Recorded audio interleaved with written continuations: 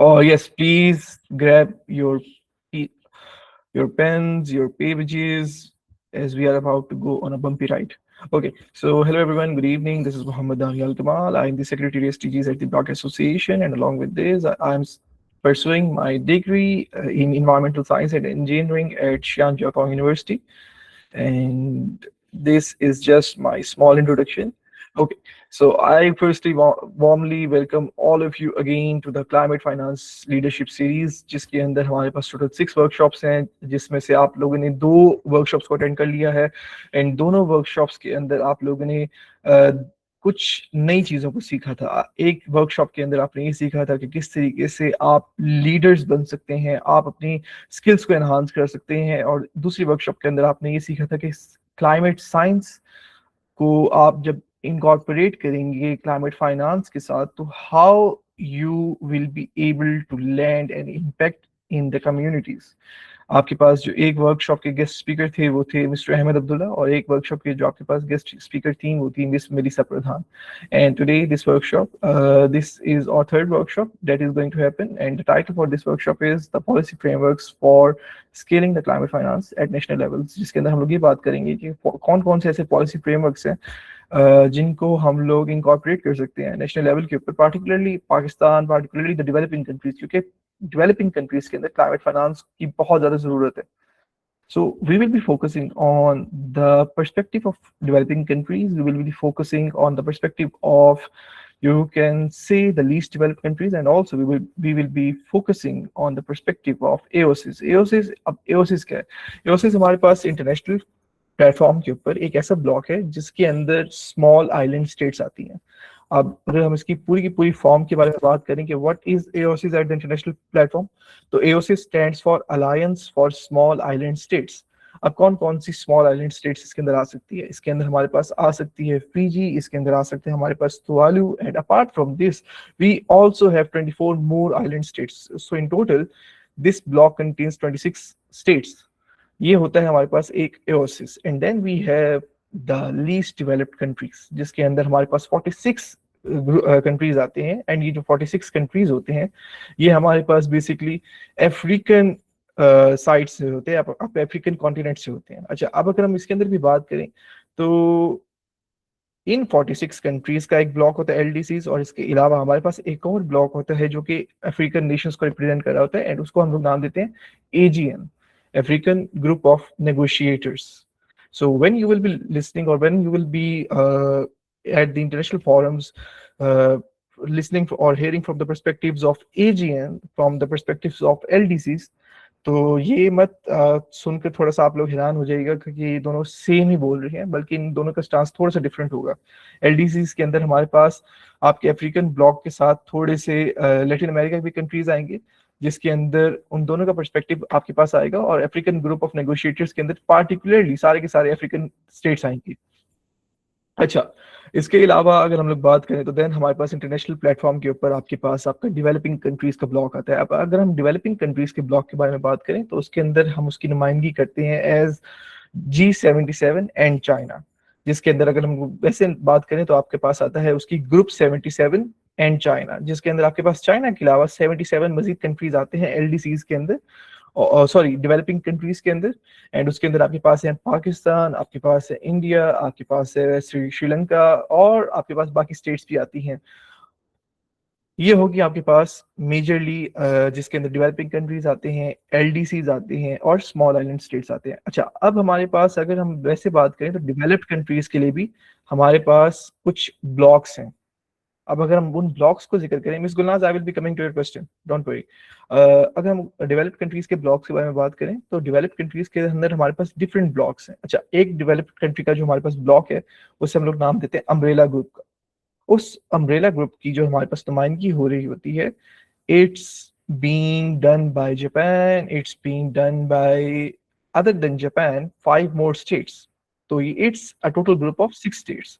उसके बाद एक हमारे पास ग्रुप आता है डेवलप्ड स्टेट्स का, जिसके अंदर हमारे पास आता है उसका नाम है इन्वायरमेंटल इंटेग्रिटी ग्रुप, EIG। अच्छा, उसकी जो नुमाइंदगी हो रही होती है, उसकी नुमाइंदगी के अंदर हमारे पास स्विट्जरलैंड बेसिकली शाना बशाना आता है, एंड उसके साथ भी हमारे पास 4 डिफरेंट कंट्रीज हैं। Then comes your major group of middle east countries. अब अच्छा, उन मिडल ईस्ट कंट्रीज के लिए भी हमारे पास एक पार्टिकुलर डोमेन है, हम उसे मिडल ईस्टर्न कंट्रीज नहीं कहते, हम उसे कहते हैं द अरब ग्रुप। उस अरब ग्रुप के अंदर आपके पास आते हैं KSA, kingdom of Saudi Arabia, Qatar, आपका ओमान, बहरीन और बाकी कंट्रीज भी आते हैं जो कि मिडल ईस्टर्न रीजन में है हमारे पास। अच्छा, apart from all of these हमारे पास एक और दो और ग्रुप्स आते हैं। एक आपके पास आता है आपका ग्रुप बेसिक, और एक आता है आपके पास आपका ग्रुप जिसे हम लोग नाम देते हैं लाइक माइंडेड डेवलप कंट्रीज। अच्छा, अब लाइक माइंडेड डेवलपिंग कंट्रीज का हमारे पास ये होता है कि उसके अंदर आपके पास इंडिया शामिल है, उसके अंदर आपके पास चाइना शामिल है, एंड उसके अंदर बाकी भी आपके पास स्टेट्स शामिल हैं लाइक माइंडेड डेवलप्ड कंट्रीज का, डेवलपिंग कंट्रीज का, सॉरी, LMDC उसको नाम देते हैं। और एक और ग्रुप आपके पास आता है जिससे हम लोग नाम देते हैं एज, मैंने आपको भी बताया था, बेसिक। उसके अंदर आपके पास है आपका ब्राजील, आपका साउथ अफ्रीका, आपका इंडिया और आपका चाइना। ये जो बेसिक ग्रुप है इसके अंदर ये चार कंट्रीज की नुमाइंदगी होती है, एंड ये चार कंट्रीज का हमारे पास ग्रुप है। अब इंटरनेशनल प्लेटफॉर्म के ऊपर जब भी आपके पास डिफरेंट नेगोशिएशंस होती हैं, जब आपके पास ये पॉलिसीज बन रही होती हैं, तो हर कंट्री से कुछ लोग इन ग्रुप्स के अंदर जा सकते हैं, जो लाइक फॉर एग्जांपल चाइना हो गया, जिस तरीके से चाइना हर जगह पे है, उसके बाद इंडिया हर जगह पर है, ब्राजील हर जगह पर है। तो apart from getting in those groups, ये लोग अपनी नेशनल डेलीगेशन का भी पार्ट बन सकते हैं, and this is how the whole, you can say, climate diplomacy is being played out. और अच्छा, Pakistan Pakistan is in the G77 and China. G77 and China के अंदर हमारे पास पाकिस्तान की नुमाइंदगी हो रही होती है। एंड अगर मैं वैसे बताऊं तो जो हमारे पास COP27 हुई थी इजिप्ट शर्म अल शेख के अंदर, जिसके अंदर हम लोगों ने सबसे पहले लॉस एंड डैमेज फंड के ऊपर बहुत ज्यादा बात की थी 2022 के अंदर। उसके अंदर पाकिस्तान ने प्रॉपरली G77 एंड चाइना की कमांड संभाली थी इन लॉस एंड डैमेज फंड, और ये कहा गया था कि हमें डेवलपिंग कंट्रीज को, लीस्ट डेवलपिंग कंट्रीज को ये लॉस एंड डैमेज फंड मिलना चाहिए। एंड इसकी जो नुमाइंदगी की थी पाकिस्तान की भी फर्दर, वो की थी आपकी former senator, current senator sorry, और उस वक्त आपकी थी minister, that is miss Sherry Rehman. Okay, अच्छा, so let me just, what about the like-minded group, does it include Pakistan? No, it doesn't include Pakistan. Khizr, Pakistan की जो नुमाइंदगी है वो मेजॉरिटी G77 एंड चाइना के अंदर है। अच्छा, so miss Gulnaz, you raised your hand, आप अपना क्वेश्चन पूछिए, and then we will be moving forward to our proper series. This is just the ground building for the whole series, जो कि हमारे पास ये चीज है। Well, this is the very Okay, first. sir, I have a question कि जो G7,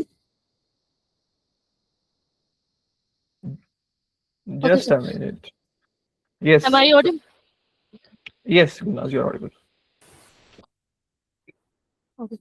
Sir, I have कि जैसे आपने बताया कि चाइना जो है वो G77 कंट्रीज में इन्वॉल्व है, तो हम उसको G77 में कहेंगे क्योंकि G77 is the group of developing countries, तो China is not at a developing country and not officially the member of G77, तो फिर हम इसमें क्यों इसमें लाइक बोल रहे हैं कि वो G77 के मेंबर।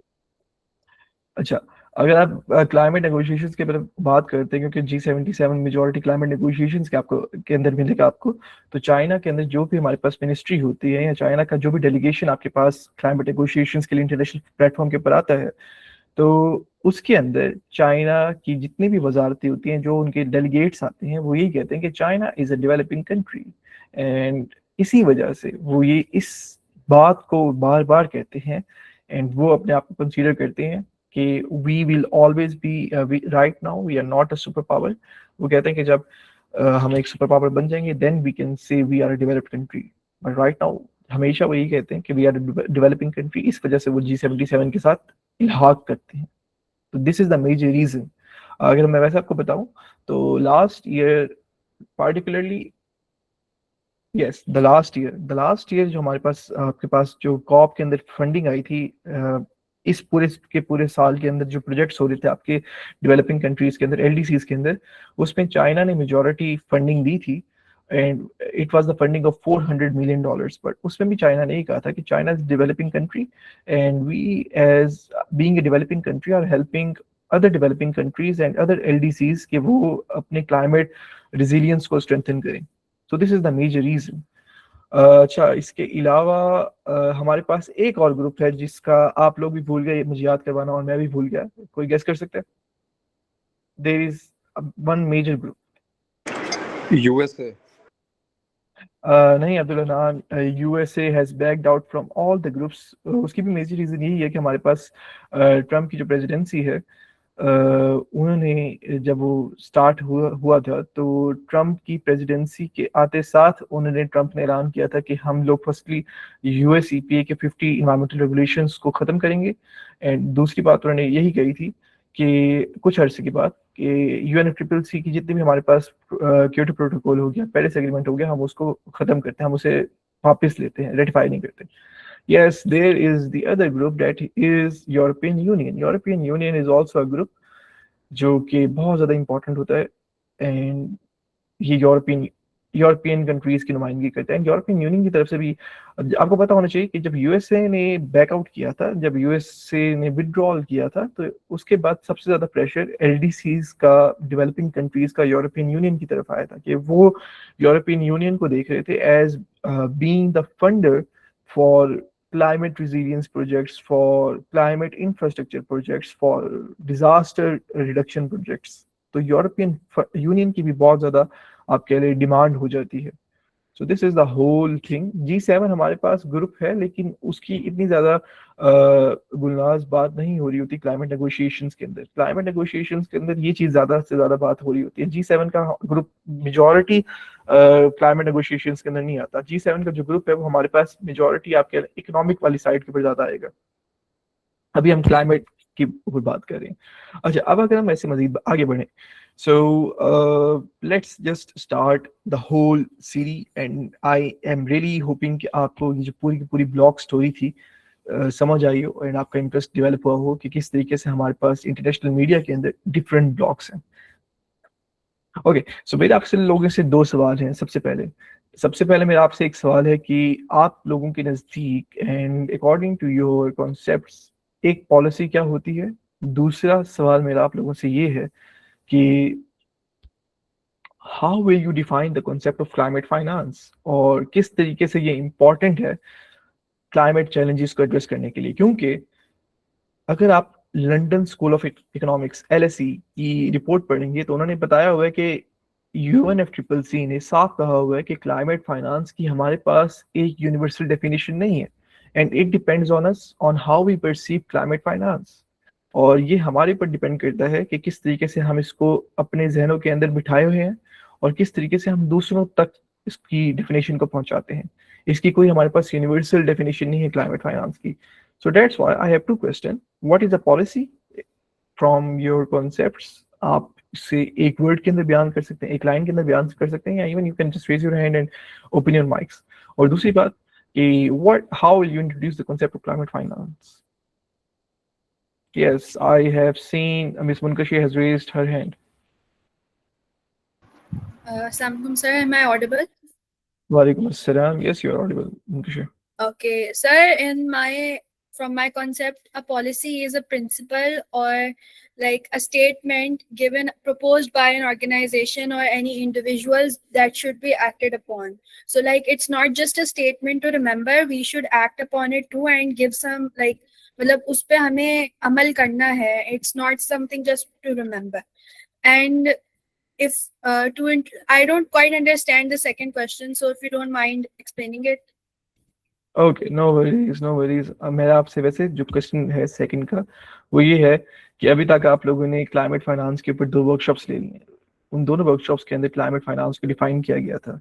तो आप लोगों की अपनी अंडरस्टैंडिंग के अंदर आप मुझे बता सकते हैं कि क्लाइमेट फाइनेंस को आप किस तरीके से डिफाइन करना चाहते हैं. और दूसरा पार्ट जो इस क्वेश्चन का है वो ये है कि क्लाइमेट फाइनेंस कितना ज़्यादा ज़रूरी है क्लाइमेट चैलेंजेस को एड्रेस करने के लिए, क्लाइमेट प्रॉब्लम्स को एड्रेस करने के लिए. हमारे पास कौन कौन सी प्रॉब्लम्स हैं. हमारे पास प्रॉब्लम्स हो सकती हैं नेचुरल डिजास्टर्स की फॉर्म में, ग्लोबल वार्मिंग की फॉर्म में, ग्लेशियर मेल्टिंग की फॉर्म में, सी लेवल राइज की फॉर्म में.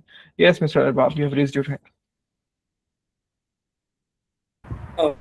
Like you have asked about the concept of climate financing. Is like I want to answer that. Can I? Yeah, Am I sure. audible? Yes, I love you. Basically, climate finance refers to the mobilization and allocation of public, private, and alternative financial resources to support action that mitigate greenhouse gas emission. And it basically have like three main pillars: mitigation, adaptation, and loss and damages. Mitigation is basically like funding projects designed to reduce greenhouse gas emission. Adaptation is like adaptation is basically the investment that helps societies and ecosystem cope with existing or like future climate hazards such as like seawalls, drought resistant agriculture, and early warning system like okay. And loss and damages are financial support like dedicated to recovering from the unavoidable and irreversible impacts of extreme weather. That's it. Thank you so much, Abab, and आप लोग आपने अच्छी तरीके से इसको बयान किया, and I'm really happy that you have started to grasp the whole concept of climate finance. And yes, it depends on you कि किस तरीके से आप इसको आगे define करना चाहते हैं. So yes, Amna, you have raised your hand. Over to you. Okay, Assalamu alaikum. Can you hear me? Yes, I can hear you. Okay. My name is Sayyida Amna, and I'm actually an agricultural student. मैं plant breeding and genetics में major कर रही हूँ Arid University से. So for the first part of your question की policy क्या है? Policy is basically एक framework होता है जो कि हमने एक deliberate plan of some decisions जिसको हमने कोई goal achieve करने के लिए हम उसको वो करते हैं बनाते हैं. So कोई goal होता है, उसके rules होते हैं, and then the framework which is followed to achieve a specific goal. Then comes to the second part, climate finance. Climate finance जहाँ तक मैंने workshops ली हैं और खुद थोड़ी सी बहुत जो research की है, that is एक ऐसा fund, एक ऐसा finance that is specifically dedicated to climate related projects. Okay, so अब इसमें हम इसको दो हिस्सों में डिवाइड करते हैं. One is prevention and the second is adaptation or resilience. In prevention is like if we invest in something like solar or energy farms and electric transportation or researching in biofuels. And अगर मैं अपनी degree से देखूं, so climate smart agriculture and adaptation. वो adaptation में drought resistant crops और हम like biodegradable चीज़ें यूज़ करें, सीड कोटिंग्स वगैरह जिसमें पेस्टिसाइड्स और ये वाली चीज़ें हमारी मिनिमाइज हो सकें. और जो ग्रीन टेक्नोलॉजीज हैं इनका जो हमारा एक बीच में एक कॉस्ट गैप है इसको हम ब्रिज कर सकें. And it actually provides the initial funding के जिसमें हम ये जो इनोवेशंस हैं इनको वायबल कर सकें. एंड सेकेंड, जैसे कि पाकिस्तान जैसी कंट्रीज हैं which are very vulnerable actually to the impacts of chemical change. तो केमिकल फाइनेंस हमें इस चीज़ में मदद दे सकता है कि हम ऐसा इंफ्रास्ट्रक्चर रखें जिसमें ग्रीन हाउस गैसेस कम से कम इमिट हो और हमारी जो है वो क्लाइमेट स्मार्ट सारी इनोवेशंस रहें. Thank you so much Amna, और आपने इसको बहुत ही बखूबी तरीके से प्रॉपर्ली डिफाइन किया, एक्सप्लेन किया. And yes, you are completely right कि क्लाइमेट फाइनेंस के अंदर we can also incorporate the projects of climate smart agriculture and all the other projects जिसके अंदर हम लोग फॉर एग्जाम्पल फर्टिलाइजर्स को इस्तेमाल कर सकते हैं, हम लोग सॉइल के ऊपर काम कर सकते हैं, सॉइल के अलावा हम लोग वाटर के ऊपर काम कर सकते हैं. There is a whole domain of climate projects जो कि क्लाइमेट फाइनेंस के अंदर आ सकते हैं. And it depends just on our way of thinking और इनोवेटिव अप्रोचेस और नॉवल अप्रोचेस कि किस तरीके से हम हमारी नॉवल अप्रोच को विद साइंटिफिक रीजनिंग अपने प्रोजेक्ट्स के अंदर ट्रांसलेट कर सकते हैं. एंड देन जब वो प्रोजेक्ट्स जाएंगे via the ministry of climate change and environmental coordination to GCF to GEF, then how come the negotiations will be carried out? So this is the whole thing. Yes, Munkashi, you have raised your hand. Sir, can I answer the second question? Yeah, sure you can. So basically, we can say that climate finance is a combined term for all the financial resources that may be loans, grants, or any type of like financial resources which are specifically to look after the effects of climate change through mitigation, adaptation, and loss and damage. And these are actually the three pillars on which climate finance is situated on. So Mitigation is basically first looking after the effects of climate change, which are global warming, sea level rise, and all that. And the money is given in such a way that these effects are to like reduce these effects. And secondly, adaptation is to adapt to these effects so that further on, agar aage jaake a community is affected by it, so they are not like majorly affected due to the adaptations they have we can say जिस पे उन्होंने पैसा लगा के वो करी हैं, उनको उनसे ज्यादा मसला ना हो किसी disaster से. And lastly, loss and damage is to look after the already affected matter that is left, that are communities which have been destroyed or people that have been mislocated from their like places. So basically that's how climate finance can be defined.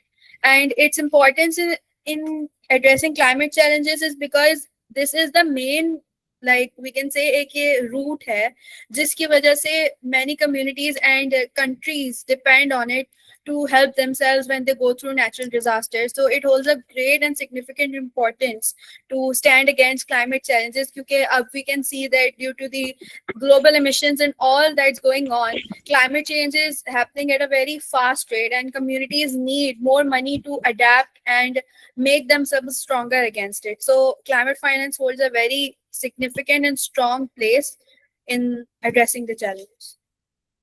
Thank you, Munkashi. And yes, you have well indeed explained the whole thing. Okay, so Abdul Hanan, over to you. You have raised your hand for quite some time. Yes sir, unfortunately मैं ऐसे जगह बैठा हूँ, camera on नहीं कर सकता. तो No worries, no अगर worries. अगर बात की जाए ना पॉलिसी इन क्लाइमेट फाइनेंस के टर्म में, तो लाइक इसका मतलब ये होगा set of rules and plans and like जो गवर्नमेंट डिसीजंस होते हैं that control how money is raised and managed and spent to tackle climate change. और इसी में जैसे मेंबर्स ने एक्सप्लेन किया है कि मतलब इसके मल्टीपल वेज होते हैं, जैसे कि हमने इस फेलोशिप में भी वर्कशॉप्स में किया, लाइक एलोकेट मनी करना, mitigation, adaptation, loss and damage. और जो लाइक इसका मेन पार्ट अगर हम बात करें गवर्न एंड ट्रैक करना, लाइक ट्रांसपेरेंसी होनी चाहिए और अकाउंटेबिलिटी होनी चाहिए कि एक्चुअली जो है वो क्लाइमेट एक्शन के ऊपर मनी हमारी यूज़ हो रही है. और इसके लिए जैसा कि हमने डिस्कस किया कि GCF हमारे पास है, NDCS है. सो इन शॉर्ट डेट ये कि बगैर पॉलिसी के climate funding would be random, and policy make sure करती है कि money flows to the right projects and can be tracked. So yeah Okay, thank you, Abdul Hanan. So I guess you guys have listened to quite. Yes, Ms. Gulaz. You have raised your Okay, hand. sir, if we simply explain, am I audible? Yes, you are. Okay, sir. So if we simply define the policy, it is about what should be done, whereas the climate finance is about providing the resources or money to make those actions happen. Okay, thank you miss Gulnaz. और मेरी तरफ से definition किसी की define करना तो अब लाजिम मलजूम नहीं है ना, या मैं डिफाइन करूं इन सबको? Just let me no, because you guys have explained all the both questions in a very well mannered manner. So is it okay, or shall I explain the two questions? Thank you. Okay, so we will move forward. अच्छा, अब हम लोग सबसे पहले समझेंगे, आप लोगों ने मुझे बता दिया पॉलिसी क्या होती है, आप लोगों ने ये बता दिया क्लाइमेट फाइनेंस क्या होता है. तो now we have to properly understand कि पॉलिसी फ्रेमवर्क क्या होता है. अच्छा, इस पॉलिसी फ्रेमवर्क को अंडरस्टैंड करने का, इसको डिफाइन करने का ये मकसद है कि हम लोग आगे जाके जो पॉलिसी फ्रेमवर्क्स पढ़ेंगे या जो पॉलिसीज पढ़ेंगे, हमारे पास पॉलिसी फ्रेमवर्क की छवि, उसकी हमारे पास डेफिनेशन हमारे जहनों के अंदर बैठ जाए. एंड तब जाके जब हमारे पास ये डेफिनेशन बैठ जाएगी हमारे जहनों के अंदर, हम मजीद इसके अंदर गहराई तक उतर सकते हैं. अच्छा, अगर हम लोग वैसे डिफाइन करना चाहें कि पॉलिसी फ्रेमवर्क क्या होता है, तो हम इसको शुरुआत करते हैं कि पॉलिसी फ्रेमवर्क आपके पास तमाम पॉलिसीज का, तमाम पॉलिसी एलिमेंट्स का, तमाम सेट ऑफ डॉक्यूमेंट्स का आप कहना एक अमेलगमेशन होती है कि ये तमाम पॉलिसीज को, तमाम पॉलिसी के एलिमेंट्स को, तमाम डॉक्यूमेंट्स को एक साथ लेकर आएगा.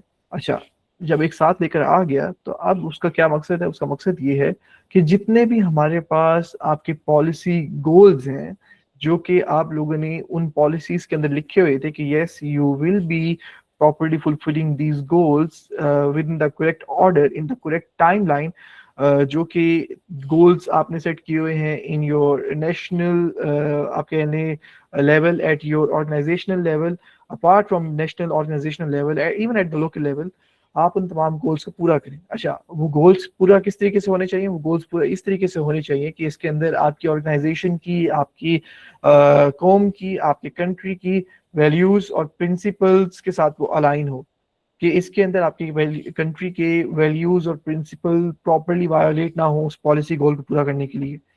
सो जब आप इन पॉलिसी गोल्स को पूरा करना चाहते हो तो हमारे पास फिर आता है पॉलिसी फ्रेमवर्क। अब पॉलिसी फ्रेमवर्क हमें क्या देगा? पॉलिसी फ्रेमवर्क हमें देगा दो चीजें कि इसके अंदर ये हमारे पास पूरा का पूरा तयन कर देगा कि कौन कौन सी हमारे पास रिक्वायरमेंट्स हैं जो कि हमें पूरी करनी है।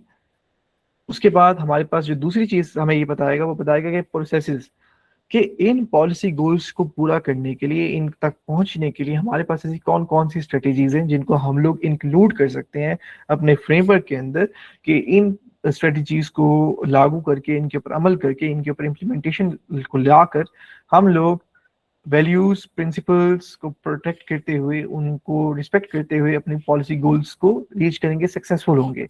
अब आपका जो पॉलिसी फ्रेमवर्क होता है उसके अंदर क्या क्या चीज आ सकती है? Basically policy framework is just like a set जो कि कंटेन करता है पॉलिसी डेवलपमेंट को। अब पॉलिसी डेवलपमेंट आपके पास एक सबसेट है पॉलिसी फ्रेमवर्क का। अब पॉलिसी डेवलपमेंट किसके लिए के अंदर क्या चीज इंक्लूड हो सकती है, या पॉलिसी फ्रेमवर्क क्या चीज को आउटलाइन करता है पॉलिसी डेवलपमेंट के लिए? वो आउटलाइन करता है रोल्स और रिस्पॉन्सिबिलिटीज को।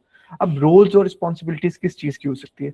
रोल्स और रिस्पॉन्सिबिलिटीज एक इंस्टीट्यूट के आ सकता है, एक इंस्टीट्यूट में होते हुए एक ग्रुप का आ सकता है, एक इंस्टीट्यूट में होते हुए एक ग्रुप के लीडर की आ सकती है वो रोल या responsibility. It could be any person, it could be any group, it could be any institute जो कि उस पॉलिसी फ्रेमवर्क के अंदर डायरेक्टली या इनडायरेक्टली आ रहा है, क्योंकि अल्टीमेटली वो पॉलिसी जो फ्रेमवर्क है उससे अफेक्ट होने वाले, चाहे वो डायरेक्टली हो चाहे वो इनडायरेक्टली हो, वो आप हो सकते हो।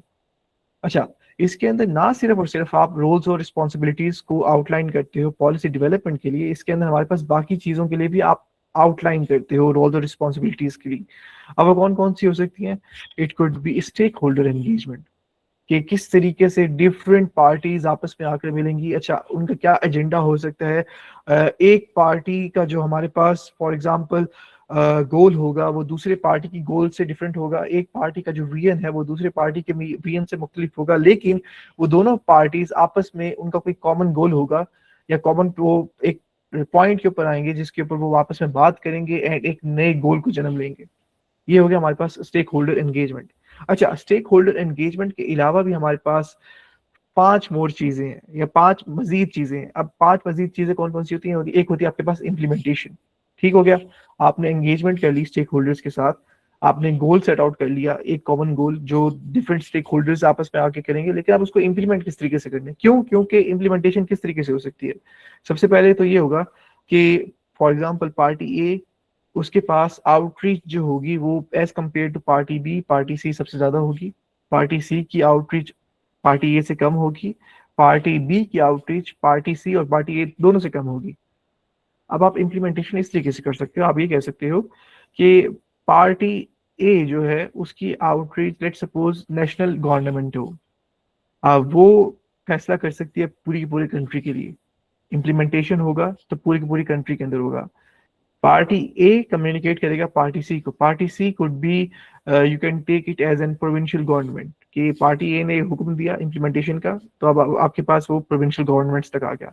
प्रोविंशियल गवर्नमेंट्स देंगे पूरे के पूरे सूबे के ऊपर इम्प्लीमेंटेशन करवाने का, तो अब प्रोविंशियल गवर्नमेंट से होते हुए वो पार्टी बी की तरफ आएगा, and party B is your local government, आपकी सिटी को प्रॉपरली इम्प्लीमेंट करवाने के लिए। So this is the whole thing. एक पॉलिसी फ्रेमवर्क क्यों इंपॉर्टेंट होता है? इम्प्लीमेंटेशन के लिए, स्टेक होल्डर एंगेजमेंट के लिए। उसके बाद आते हैं आपके पास डिसेमिनेशन, कि आपने पॉलिसी को किस तरीके से फैलाना है, किस तरीके से स्प्रेड करना है, अवेयरनेस बेसिकली, कि आप लोगों तक ये पहुंचाएं कि yes this policy is something that can be proved beneficiary for you, for your children, for your upcoming generations, and this should be studied, this should be discussed, at national forum, at international, at national forum, at provincial forum, at local level as well. अच्छा, अब मैं आपको इसकी example दे सकता हूँ कि 2000 गालिबन, let me just 23 के अंदर हमारे पास एक पॉलिसी आई थी। वो पॉलिसी थी स्टेट लेवल के ऊपर, आपकी फेडरल हुकूमत के अंदर वो पॉलिसी थी सिंगल यूज प्लास्टिक्स के बैन के ऊपर। अब वो पॉलिसी आ गई, वो प्रॉपरली डिसेमिनेट होना थी, कि जिसके अंदर हमें ये कहा जा रहा था कि सिंगल यूज प्लास्टिक्स के ऊपर हम लोग बैन करेंगे फेडरल लेवल के ऊपर, इस्लामाबाद के अंदर बेसिकली, एंड देन वो आगे फैलाना जाना था। सो फेडरल लेवल के ऊपर उन्होंने डिसेमिनेट करना था इस चीज को कि हम लोग सिंगल यूज प्लास्टिक्स को बैन कर रहे हैं। सो आपकी जो फेडरल ईपी है, इन्वायरमेंटल प्रोटेक्शन एजेंसी पाकिस्तान की, जो कि इस्लामाबाद में ऑपरेट कर रही है फेडरली, उन्होंने अपनी टीम्स को सेट आउट किया, जो कि टीम्स के अंदर उनके इन्वायरमेंटल ऑफिसर्स थे, उनके डिफरेंट डिवीजन से लोग थे, और साथ ही साथ उनके इंटर्न्स थे। वो डिफरेंट सेक्टर्स के अंदर गए, वो डिफरेंट सेक्टर्स के अंदर जाकर डिफरेंट लोगों से मिले, उनको ये बताया कि ये चीज़ बैन होनी चाहिए, ये चीज़ आपके रेस्टोरेंट के अंदर नहीं होनी चाहिए, ये चीज़ आपकी शॉप के अंदर नहीं होनी चाहिए, प्लास्टिक्स के ऊपर मैं बात कर रहा हूँ। एंड इससे ये चीज़ नुकसान हो सकती है, इससे आपके बच्चों को नुकसान हो सकता है, एंड इससे माहौल ख़राब हो सकता है, माहौल आलूदा हो रहा है, ये चीज़ हो रही है। अच्छा, फिर उन्होंने इसकी ये चीज़ बताई, एंड देन फिर उन्होंने एक और चीज़ बताई। और दूसरी चीज़ ये थी कि अगर आप इसको मजीद फैलाते चले जाएंगे तो आपको इतना ज़्यादा फाइन होता चला जाएगा कि फर्स्ट टाइम आपके पास वार्निंग दी जाएगी, सेकंड टाइम अगर आप दोबारा मजीद इसको करते चले जाएंगे तो आपके पास इतना ज़्यादा फाइन होगा। एंड थर्ड टाइम पे उन्होंने ये कहा था, if I am not wrong, जब मैं वहाँ पे इंटर्नशिप कर रहा था, उन्होंने ये कहा था कि we will have you this much amount of fine, और साथ उन्होंने कहा था कि हम इसको 3 या 6 महीने की जेल देंगे आपको। ये प्रॉपरली उन्होंने कहा हुआ है। And this is how the whole thing is disseminated, आपकी जो पॉलिसी है। उसके बाद हमारे पास पॉलिसी के अंदर डिसेमिनेशन हो गया, हमारे पास फिर आते हैं मॉनिटरिंग एंड इवेलुएशन, M&E। अच्छा, अब ये जो मॉनिटरिंग एंड इवेलुएशन होती है, इसके अंदर आपका जो आप कह लें लेवल कह लें, आपका जो डेटाबेस हो वो बहुत ज़्यादा स्ट्रांग होना चाहिए, वो बहुत ज़्यादा एफिशिएंट होना चाहिए। क्यों? क्योंकि आप इसके ऊपर आप अपनी क्या कहते हैं, पूरे के पूरे प्रोग्रेस को ट्रैक करना चाहते हो, आप उसको रिकॉर्ड में लेकर आना चाहते हो। एंड जब आपका डेटाबेस ही स्ट्रांग नहीं होगा तो आप इसको प्रॉपर्ली फॉलो अप नहीं कर सकते, आप इसको बाहर लोगों को नहीं बता सकते। आपका मॉनिटरिंग एंड इवैल्यूएशन का डेटाबेस बहुत ज़्यादा स्ट्रांग होगा, तभी जाकर आप इसके रिजल्ट के बारे में बाकी लोगों को बता सकते हो। एंड यही वजह है कि सिंगल यूज प्लास्टिक्स के ऊपर मजीद अब कोई बात नहीं हो रही इस्लामाबाद के अंदर। पहले बात हो रही थी, 2 सालों तक तो मजीद बात हो रही थी, 2 सालों तक मैं ये दावे के साथ कह सकता हूँ। 2023 और 2024, 2025 के बाद से वो लीनियंट हो गए थे, क्योंकि 2023 और 2024 के अंदर डिफरेंट लोगों को फाइन मिल रहे होते थे। जब भी किसी से पूछता था तो वो कहते थे कि ईपीए की टीम आई है, उन्होंने देखा है, उठा के चले गए, फाइन हो गया, ये चीज़ हो गई, एंड उन्होंने हमारी दुकान को 3 दिन के लिए बंद कर दिया। तो ये चीज़ हो रही है, लेकिन डेटाबेस जब आपके पास स्ट्रांग नहीं है, मॉनिटरिंग एंड इवैल्यूएशन नहीं कर रहे, आप बार बार नहीं जाके देख रहे, आप उसका रिकॉर्ड मेंटेन नहीं कर रहे, तो किस तरीके से आप ये बता सकते हो कि ये पॉलिसी हमने इस्लामाबाद में लगाई है, इसकी ये प्रोग्रेस हो चुकी है, एंड हम ये चाहते हैं कि ये प्रोविंशियल गवर्नमेंट्स भी फॉलो करें। This is the major failure जो कि पाकिस्तान के अंदर आ रहा है in terms of monitoring and evaluation. आपका मॉनिटरिंग एंड इवैल्यूएशन सिस्टम बहुत ज़्यादा वीक है, अपार्ट फ्रॉम द इम्प्लीमेंटेशन तो हो नहीं रही, but monitoring and evaluation is also other thing. जहाँ पे इम्प्लीमेंटेशन हो रही है वहाँ पे मॉनिटरिंग एंड इवैल्यूएशन नहीं हो रही। उसके बाद आता है आपके पास जो 4th पिलर है, दैट इज गवर्नेंस। अब गवर्नेंस क्यों जरूरी है? गवर्नेंस इसलिए जरूरी है कि आप इसको प्रॉपरली फैला रहे हो, डिसेमिनेट करवा रहे हो, मॉनिटरिंग एंड इवैल्यूएशन भी करवा रहे हो, लेकिन एट द एंड जब आप उसको रिजल्ट को अपर लेवल तक लेके जाना चाहते हो, वो एक प्रॉपरली डॉक्यूमेंटेड फॉर्म के अंदर जाएगा। उस प्रॉपरली डॉक्यूमेंटेड फॉर्म के अंदर किसी भी तरह की गलतियां कोताही नहीं होनी चाहिए, क्योंकि जब वो ऊपर डॉक्यूमेंटेड फॉर्म में जाएगा, वो ये देखेंगे कि how much it is aligning with Pakistan values and principles. Okay, environment Pakistan का पहले खराब हो रहा था, तो अब ये पाकिस्तान का इन्वायरमेंट ठीक हो रहा है, तो इट्स गुड। गवर्नेंस हमारे पास गुड गवर्नेंस हो रही है, इन्वायरमेंटल गवर्नेंस हो रही है। लेकिन इसके बरक्स अगर हमारे पास कोई उल्टा नतीजा आएगा तो फिर ये हमारे पास जाएगा इन terms of bad governance, and आपकी पूरी की पूरी पॉलिसी फ्रेमवर्क की जो पॉलिसी है वो खत्म भी हो सकती है। एंड फिर हमारे पास एक और लास्ट आपका जो पिलर आता है इस पूरे के पूरे पॉलिसी फ्रेमवर्क के अंदर, तो आता है आपके पास ऑपरेशनल प्रोसेसेस। कि how you are properly following from point A till point B, आपकी शुरुआत से लेके रिजल्ट्स को पहुंचाने तक आपने इसको किस तरीके से ऑपरेशनलाइज किया, कौन कौन से सेक्टर्स इसके अंदर इन्वॉल्व थे, कहाँ कहाँ पे आपके पास ट्रांसपेरेंसी है, कहाँ कहाँ पे आपके पास अकाउंटेबिलिटी है, कैसे आप इसको प्रॉपर्ली रिकॉर्ड कर रहे हो, कैसे आप इसका डेटाबेस बना रहे हो, इसको आप कंप्यूटेशनल डेटाबेस कर रहे हो या इसको आप किताबों के अंदर रिकॉर्ड को मेंटेन कर रहे हो। अच्छा, आपकी जो पॉलिसी है ये किस तरीके से ये लोगों को नफा पहुंचा रही है, किस तरीके से ये लोगों को तरगीब कर रही है कि वो इन्वायरमेंट को फोकस करें। ये जस्ट एन एग्जांपल ले रहा हूँ मैं आपको। So this is how a whole policy framework is being carried out, is being termed as, and इसके अंदर भी हमारे पास ये कौन कौन से pillars हो गए? Policy development, stakeholder engagement, implementation, dissemination, monitoring, evaluation, governance और operational processes। ये आपके पास टोटल पिलर्स हैं जो कि आप एक पॉलिसी फ्रेमवर्क के अंदर देखते हो जब आप एक पॉलिसी बनाना चाहते हो। उसके बाद अब अगर हम स्टार्ट करें, पॉलिसी फ्रेमवर्क की डेफिनेशन होगी। मैं उम्मीद करता हूँ कि आपको पॉलिसी फ्रेमवर्क प्रॉपर्ली अब आपके जहनों में बैठ गया हो कि किस तरीके से एक पॉलिसी का जो फ्रेमवर्क है वो बनता है, क्योंकि अब जाके आप हम लोग थोड़े से केस स्टडीज को देखेंगे, डिफरेंट कंट्रीज की डिफरेंट यूएन एजेंसीज के हम लोग पॉलिसीज को देखेंगे। So now we have the need for policy frameworks कि आपने पॉलिसी फ्रेमवर्क बना लिया, लेकिन इसकी जरूरत आपको क्यों पेश आई, क्या किस वजह से आप पॉलिसी फ्रेमवर्क को लागू करना चाहते थे, क्या कौन कौन सी चीजें हैं या कौन कौन सी जगह हैं जहां पे पॉलिसी आपको जरूरी पड़ी थी, एसेंशियल क्यों है। सो आपके पास वैसे दो नीड्स है, एक है आपके पास कोऑर्डिनेशन एंड अलाइनमेंट और दूसरी आपके पास अकाउंटेबिलिटी एंड मेजरेबिलिटी। अच्छा, अगर हम बात करें कोऑर्डिनेशन एंड अलाइनमेंट की, तो सबसे पहले आपके पास आते हैं कि coordinate efforts across sectors. Pakistan के अंदर जो हमारे पास इल्मिया ये है, वो एक इल्मिया ये है कि आपके पास डिफरेंट सेक्टर्स हैं, agriculture, transport, education, health care, energy, आपका एक तरीके से इलेक्ट्रिसिटी का तो आपके पास है, पेट्रोलियम हो गया, फॉसिल फ्यूल जिसके अंदर हम लोग बात करते हैं, ये सारे के सारे आपके डिफरेंट सेक्टर्स हैं। वाटर रिसोर्सेज आपका एक और सेक्टर है, लेकिन इन तमाम सेक्टर्स के दरमियान में कोई हमारे पास ऐसा लिंक नहीं है कि हम डेटा शेयर कर सकें एक दूसरे को। फॉर एग्जाम्पल, आपका एनर्जी सेक्टर जो है, एनर्जी की जो आपकी मिनिस्ट्री है, वो लेट सपोज एक प्रोजेक्ट को कैरी आउट करती है।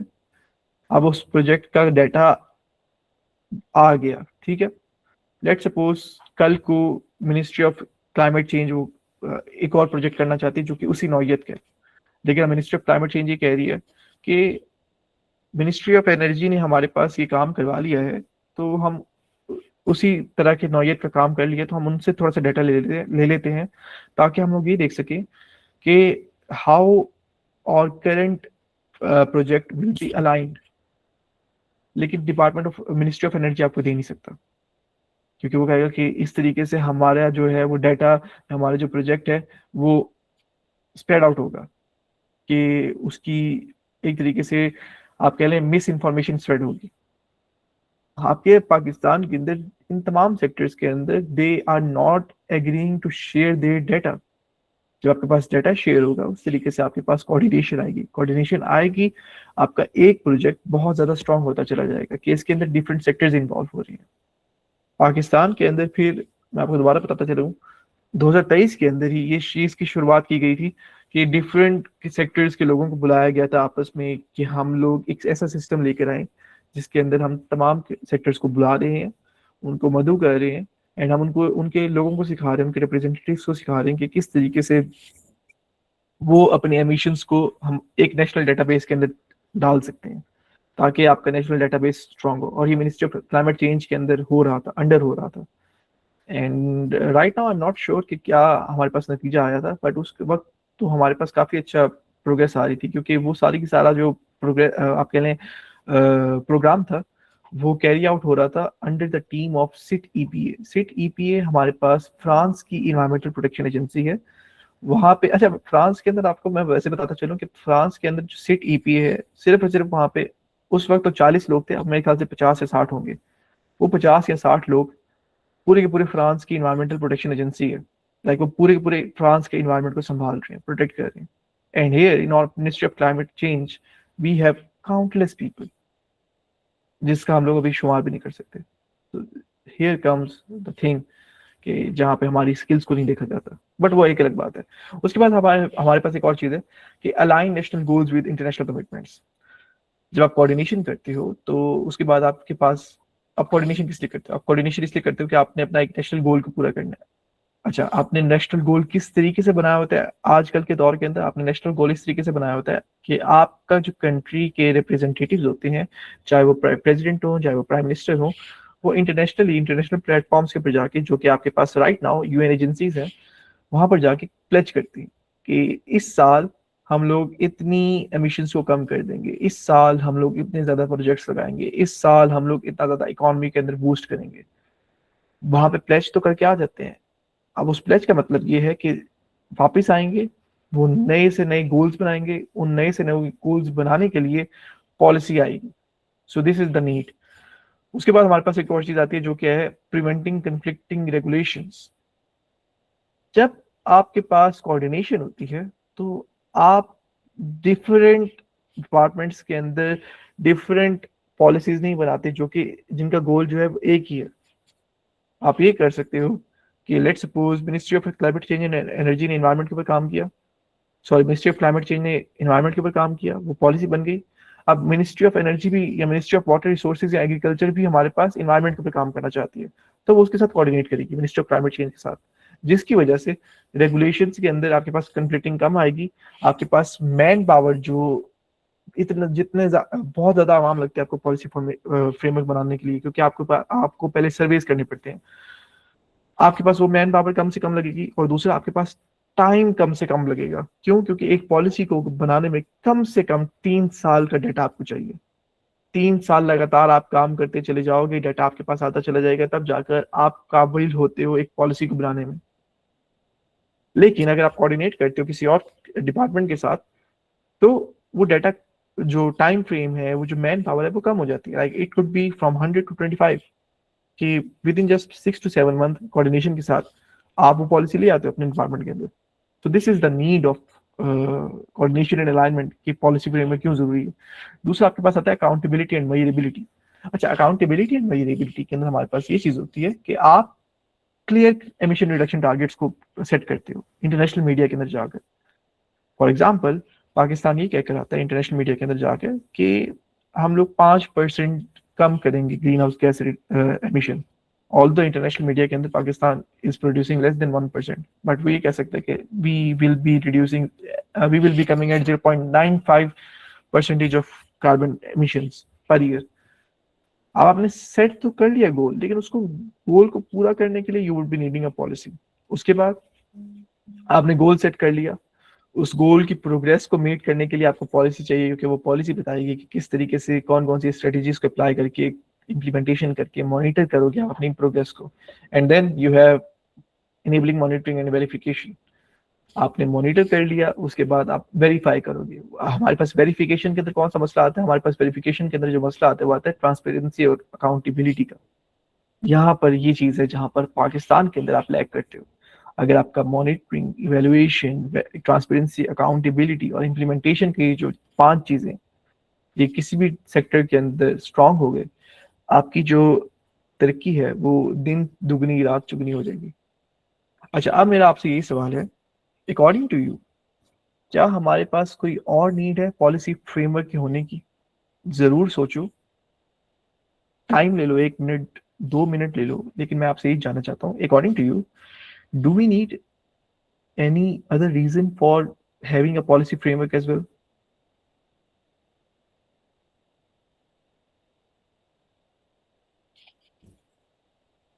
You can just गलत बोलो, ठीक बोलो, but share your review point. You can just simply type in the chat box. अच्छा, मेरा आपसे ये सवाल है कि इन दोनों रीजंस के अलावा, अकाउंटेबिलिटी एंड मेजरेबिलिटी और कोऑर्डिनेशन एंड अलाइनमेंट, क्या हमारे पास कोई दूसरी नीड भी है, कोई तीसरी नीड भी है पॉलिसी फ्रेमवर्क के होने की? तीसरी reason? Yes, Miss Munkasha, you have raised your hand. Sir, obviously, when a policy is proposed and given out, so it's not only the organization's responsibility to properly implement it, but it's also the people's responsibility to like adapt to it. And also, I feel like in Pakistan specifically, people don't follow policies that well, and they often ignore them and just like कह देते हैं अरे छोड़ो एक दफा की चीज है हम बाद में इसको कभी कर लेंगे, लेकिन they don't like focus on it and don't realize its importance. So I feel like कि एक strong policy framework is needed for these type of people, because not everybody adapts to it, only those who really understand it do. But this is, I think, a reason. Thank you so much, Ms. Pankrishe. And yes, you're right. We do need this thing. Apart from Ms. Pankrishe, anyone wants to contribute his or her viewpoint, I would be really happy to take your viewpoint as well. And then we would be going towards an answer. Do we need or do we have just these two reasons? And if yes, Ms. Zainab, over to you. Yes, policy framework is required when we need to implement the goals that we have set. So if you have certain laws also, you need a policy framework to implement it on the grassroots level, and which organizations or which steps would be actually involved in executing that. So which agencies will be involved and what steps have to be taken to implement those policies. So that is why we need a policy framework in every sector. If you're talking about different sectors, the problem is in Pakistan is that each sector has its own policy. For instance, I can tell you that like environment is going in another way, energy going on another way. So अगर हम ये देखें कि अच्छा जी हम कहते हैं कि हमने कार्बन फाइनेंसिंग करनी है या हमने क्लाइमेट फाइनेंसिंग करनी है, तो एनर्जी पॉलिसीज बहुत ज़्यादा चेंज हुई हैं पिछले 2 साल में, और आप देखेंगे कि रिन्यूएबल्स जो हैं उनके कितना कट डाउन उनको हो गया है, कितनी उसके ऊपर टैक्सेशन हो गई है। तो जो हमारी एनडीसीज हैं हम उसको मीट नहीं कर रहे हैं, तो पॉलिसीज जो हैं वो बहुत ज़्यादा चेंज हो गई हैं। और I don't know how they are going to execute it now, what their commitments are in NDC. So whatever your international commitments are, you need to have your own policy that how you're going to achieve that. Thank you, Ms. Zainab. आप बिल्कुल ठीक कह रही हैं। और yes, we need to have a strong framework. उस framework के अंदर हमारे पास अगर transparency और accountability top पर आ जाए तो पाकिस्तान के अंदर हमारे पास ये सारी की सारी चीज़ें जो इश्यूज हैं ये रिजॉल्व हो जाएंगे। दूसरी बात, आई गेस हमारे पास जो बजट आया है, अगर किसी ने बजट पढ़ा हो तो डू करेक्ट मी, उसके अंदर ये कहा हुआ है कि सोलर के ऊपर हमारे पास जो टैक्सेशन है वो कम हो गई है। क्योंकि I was talking with my father and he was referring to this thing that in the current budget आपकी जो गवर्नमेंट ऑफ पाकिस्तान है उन्होंने कहा है कि like on solar they will be taking less tax.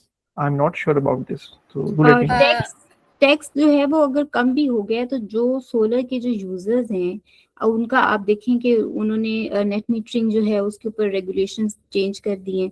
सिर्फ दो नेट मीटरिंग नहीं है और उसके बाद सोलर जो है वो पैनल्स की क्या प्राइसिंग हो गई है, तो उसके ऊपर ये है कि फिर यूजर्स को भी तो डिस्करेज किया जा रहा है ना कि आप, और कितने सोलर प्लांट्स जो है वो गवर्नमेंट ने लगाए हैं अभी, ये भी तो देखें आपके रिन्यूएबल के कितने हमारे प्लांट्स जो हैं वो लगे हैं, हमारे लास्ट कौन से प्लांट्स लगे थे सोलर के। तो ये भी तो तरीके हैं कि जो आप यूजर्स को डिस्करेज कर रहे हैं कि वो सोलर पैनल्स ना लगाएं। यस मैम, आप बिल्कुल ठीक कह रही हैं। और इसके अंदर हमारे पास फिर एक और चीज़ आती है कि rather than going towards solar plants, I would rather suggest कि पाकिस्तान जो है the whole country shall shift towards the thing of that we call it as smart grid। अब स्मार्ट ग्रिड ये है कि जिसके अंदर हम लोग इस्तेमाल करते हैं आपका वही ग्रिड सिस्टम जो है वो जो इलेक्ट्रिसिटी प्रोड्यूस करे फॉसिल फ्यूल की कंजम्पशन से, with just the installation of one software, और आपका बाकी के सारे सोलर पैनल्स हो जाए साइड बाय साइड, उस वन सॉफ्टवेयर से आप शिफ्ट करते हो अपनी electricity production from fossil fuel to, let's suppose it could be wind energy, it could be solar energy, it could be hydro power energy, it could be any energy जो कि renewable है हमारे पास। Smart grid के अंदर UNFCCC ने ये कहा है कि bye the end of 2028 they will be investing $1 trillion, और ये पूरा जो उनका डिसीजन आया था ये आया था लास्ट कॉप के अंदर।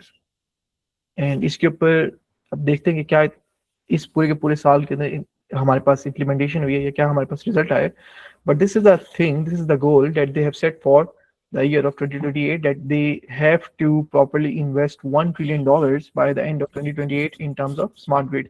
अच्छा, अब अगर हमारे सवाल की तरफ बढ़े तो हमारे पास एक और नीड है जिसके अंदर हमारे पास पॉलिसी फ्रेमवर्क आती है, एंड वो जो नीड है वो है आपकी इकोनॉमिक एफिशिएंसी, कि आपकी इकोनॉमिक एफिशिएंसी जब अच्छी होगी तब जाकर आपके पास एक अच्छी पॉलिसी फ्रेमवर्क बन सकता है। अब इकोनॉमिक एफिशिएंसी के अंदर क्या बात करते हैं? इकोनॉमिक एफिशिएंसी के अंदर आप बात करते हो कि आप लो कॉस्ट ट्रांजिशन की तरफ जाओगे। अच्छा, लो कॉस्ट ट्रांजिशन क्या होती है? लो कॉस्ट ट्रांजिशन, या आप मिनिमाइज करोगे ट्रांजिशन को, कि जिसके अंदर उसकी कॉस्ट को आप मिनिमाइज करते हो, कि आप ट्रांजिट करते हो टुवर्ड्स लो कार्बन इकोनॉमी, कि आप उस इकोनॉमी की तरफ शिफ्ट करते हो, डीकार्बनाइजेशन की तरफ शिफ्ट करते हो बेसिकली, जिसके अंदर ultimately you will B emitting less carbon dioxide emission, you will be emitting less methane emissions. उसके अलावा अगर हम एक और चीज बात करें तो हमारे पास एक और चीज आती है जिसके अंदर आप इकोनॉमिक एफिशिएंसी के ऊपर जब फोकस करते हो तो आप इन्वेस्टमेंट को अट्रैक्ट करते हो। इन्वेस्टमेंट किस चीज के अंदर? इन्वेस्टमेंट आप अट्रैक्ट करते हो इन क्लीन टेक्नोलॉजी। और आपके पास जो थर्ड पॉइंट आता है इकोनॉमिक एफिशिएंसी का, वो आता है कि आप इसके अंदर मार्केट सर्टेनिटी को लेकर आते हो, क्रिएट करते हो। आप इसके अंदर मार्केट के अंदर कोई अनसर्टेनिटी नहीं लेकर आते, आप इसके अंदर मार्केट के अंदर कोई लिमिटेशन नहीं लेकर आते, कि आपके अंदर इसके अंदर जो आपके पास मार्केट आएगी उस मार्केट के अंदर you are basically giving the investors, the business owners, the shop owners a good amount of money, जिसके through they are more and more investing in the current clean technology market. अच्छा, और इन तमाम जो policy frameworks आते हैं इसके जो की कंपोनेंट्स हो सकते हैं वो हो सकते हैं, अगर हम इन्वायरमेंट के ऊपर बात करें या एनर्जी के ऊपर बात करें या क्लाइमेट चेंज के ऊपर बात करें, वो हो सकते हैं एमिशन स्टैंडर्ड, कार्बन प्राइसिंग, आपका रिन्यूएबल टारगेट हो गया, आपका रेगुलेशंस हो गया, आपका इंसेंटिव हो गया, और आपका रिसर्च एंड डेवलपमेंट इन्वेस्टमेंट हो गया। ये टोटल 6 आपके पास मेजर इफेक्टिव फ्रेमवर्क्स के कंपोनेंट होते हैं, की कंपोनेंट, जिसके अंदर एमिशन स्टैंडर्ड के ऊपर आप बात करते हो, लिमिटिसाइजिंग ग्रीन हाउस गैस एमिशन, आप कार्बन प्राइसिंग के अंदर बात कर रहे होते हो, टैक्स या ट्रेड मैकेनिज्म की जिसके अंदर आप कार्बन टैक्स के ऊपर बात करते हो, कैप एंड ट्रेड के ऊपर बात करते हो, आप रिन्यूएबल टारगेट्स के अंदर बात करते हो कि किस तरीके से आप मैंडेट करते हो, आप कहते हो कि क्लीन एनर्जी के अंदर परसेंटेज कितनी ज्यादा आप फोकस करना चाहते हो, आप रेगुलेशंस के अंदर आप व्हीकल एफिशिएंसी स्टैंडर्ड्स को लेकर आते हो, आप कोड्स वगैरह बिल्ड करते हो, आप इंसेंटिव्स के अंदर सब्सिडीज देते हो, और आप रिसर्च एंड डेवलपमेंट की इन्वेस्टमेंट के अंदर फंड्स देते हो क्लीन एनर्जी की इनोवेशन के लिए। This is how the whole thing is being carried out in the market economy. अच्छा, इसके अंदर भी अगर हम मजीद आगे बढ़ें तो हमारे पास एक और चीज आती है, एंड उस चीज को हम डिस्कस करते हैं at the next slide. And now you have the very first 4R framework for climate finance. अच्छा, अब ये जो 4R फ्रेमवर्क है क्लाइमेट फाइनेंस का, ये क्या है हमारे पास? अच्छा, अगर हम इसकी थोड़ी सी स्टोरी को देखें तो ये जो 4R फ्रेमवर्क है क्लाइमेट फाइनेंस का, ये इंट्रोड्यूस हुआ था by African carbon flagship programme, ACFP। ये जो ACFP है, it is African carbon flagship programme. इसका जो मकसद है वो ये है कि जो हमारे पास सिग्निफिकेंट डिसएफिशिएंसी होती है या डिस्क्रिपेंसीज होती हैं क्लाइमेट फाइनेंस की एलोकेशन के अंदर, पूरे के पूरे अफ्रीका के अंदर, ये उसको एड्रेस करे और अटेम्प्ट करे कि हम क्लाइमेट फाइनेंस के अंदर इसको कम से कम करने की कोशिश करेंगे। ये जो एलोकेशन के अंदर हमारे पास प्रॉब्लम्स आती है, हम उन प्रॉब्लम्स को कम से कम करने की कोशिश करेंगे। इस पूरे फ्रेमवर्क का मकसद ये है। और ये जो फ्रेमवर्क है ये हाईलाइट करता है कि कितनी ज्यादा जरूरत है या कितनी ज्यादा इंपॉर्टेंस है डिलीवरी देने की, डिलीवरी क्लाइमेट फाइनेंस की सही लोगों तक एट द राइट टाइम, एक फिक्स्ड राइट अमाउंट और at the very right cost, कि जिसके थ्रू हम अचीव कर सकते हैं अफ्रीकन रीजन के अंदर क्लाइमेट मिटिगेशन, क्लाइमेट एडेप्टेशन। और ये जो अप्रोच है ये पूरी की पूरी एक तरीके से क्लाइमेट फाइनेंस को ब्रेक डाउन करती है और डिफरेंट स्टेक होल्डर्स को डिफरेंट लेवल के ऊपर समझाती है कि क्लाइमेट फाइनेंस क्या है और क्यों जरूरी है। इसके अंदर अगर हम एक और चीज पर बात करें तो ये आती है कि क्लाइमेट फाइनेंस आपके लिए एक टॉपिक ऑफ डिस्कशन था पेरिस एग्रीमेंट से भी पहले का, and you have to focus on this thing. अच्छा, अब अगर हम इसके की कंपोनेंट्स की बात करें 4R framework for climate finance की, जो कि अफ्रीकन आपके लिए ACFP ने दिया था, तो ACFP के अंदर ये जो 4R फ्रेमवर्क था क्लाइमेट फाइनेंस का, that stated right people, right time, right amount, right cost, ये हमारे पास 4 फ्रेमवर्क है और ये स्टार्ट ही 4R से हो। अब अगर हम बात करें राइट पीपल की, तो इसके अंदर ये है कि हमारे पास एक सिग्निफिकेंट क्रिटिक होना चाहिए क्लाइमेट फाइनेंस मैकेनिज्म का, जो कि क्लाइमेट इनिशिएटिव फंड्स को रियली हमारे पास क्लाइमेट वल्नरेबल ग्रुप्स को देता जाए। अब इसके अंदर फॉर एग्जांपल हम लोग बात करते हैं कि आपकी जो क्लाइमेट फाइनेंस की नीड है, वो नीड क्यों जरूरी है, किस चीज के लिए जरूरी है। तो इसी बात पर अफ्रीकन जो हमारे पास ग्रुप है उसने कहा था कि अफ्रीकन ग्रुप या अफ्रीकन कॉन्टिनेंट के अंदर, अफ्रीका के अंदर स्पेशली जितने भी डेवलपिंग नेशंस हैं, उनके लिए क्लाइमेट फाइनेंस जरूरी है एडेप्टेशन एक्शंस के लिए। ये एडेप्टेशन एक्शंस अगर हमारे पास अफ्रीका के अंदर होंगे तो तब जाकर क्लाइमेट फाइनेंस हम लोग लेंगे, और क्लाइमेट फाइनेंस हमारे लिए जरूरी है एडेप्टेशन एक्शंस को, एडेप्टेशन प्रोजेक्ट्स को पूरा करने के लिए, रादर देन मिटिगेशन एक्शंस। उनका पूरा का पूरा जो फोकस था वो एडेप्टेशन के ऊपर था एज कम्पेयर टू मिटिगेशन। और इसी वजह से उन्होंने कहा था कि जब हम एडेप्टेशन के अंदर अपने क्लाइमेट फाइनेंस को इन्वेस्ट करते चले जाएंगे तो इससे हम लोग एड्रेस कर सकेंगे वो चैलेंजेस जो कि हमारी मोस्ट वल्नरेबल कम्युनिटीज तक पहुंच रहे हैं। और इसी चीज को पहले एड्रेस करने के लिए ये फ्रेमवर्क आया था जो कि एडवोकेट कर रहा था कि हम फंड्स देंगे स्पेशली उन लोगों को, उन कम्युनिटीज को जो कि सबसे ज्यादा अफेक्ट हो रहे हैं क्लाइमेट चेंज से। अब वो कम्युनिटीज कौन सी थी अफ्रीकन रीजन के अंदर? वो कम्युनिटीज थी आपके स्मॉल होल्डर फार्मर्स, छोटे तबके के किसान, आपकी थी रूरल पॉपुलेशंस, और ये ग्रुप वो ग्रुप आप कह लें कम्युनिटीज थी, फ्रंट लाइन कम्युनिटीज थी जो कि क्लाइमेट चेंज के खिलाफ फोर फ्रंट के ऊपर जंग लड़ी। उसके बाद आता है आपका राइट टाइम। अच्छा, जब आप टाइमली दोगे, एक्सेस रसाई दोगे फंड्स के लिए, तो ये बहुत ज्यादा जरूरी हो जाता है। क्यों जरूरी होता है? क्योंकि इससे आप बच सकते हो और अपने कंट्री को बचा सकते हो राइजिंग कॉस्ट के खिलाफ।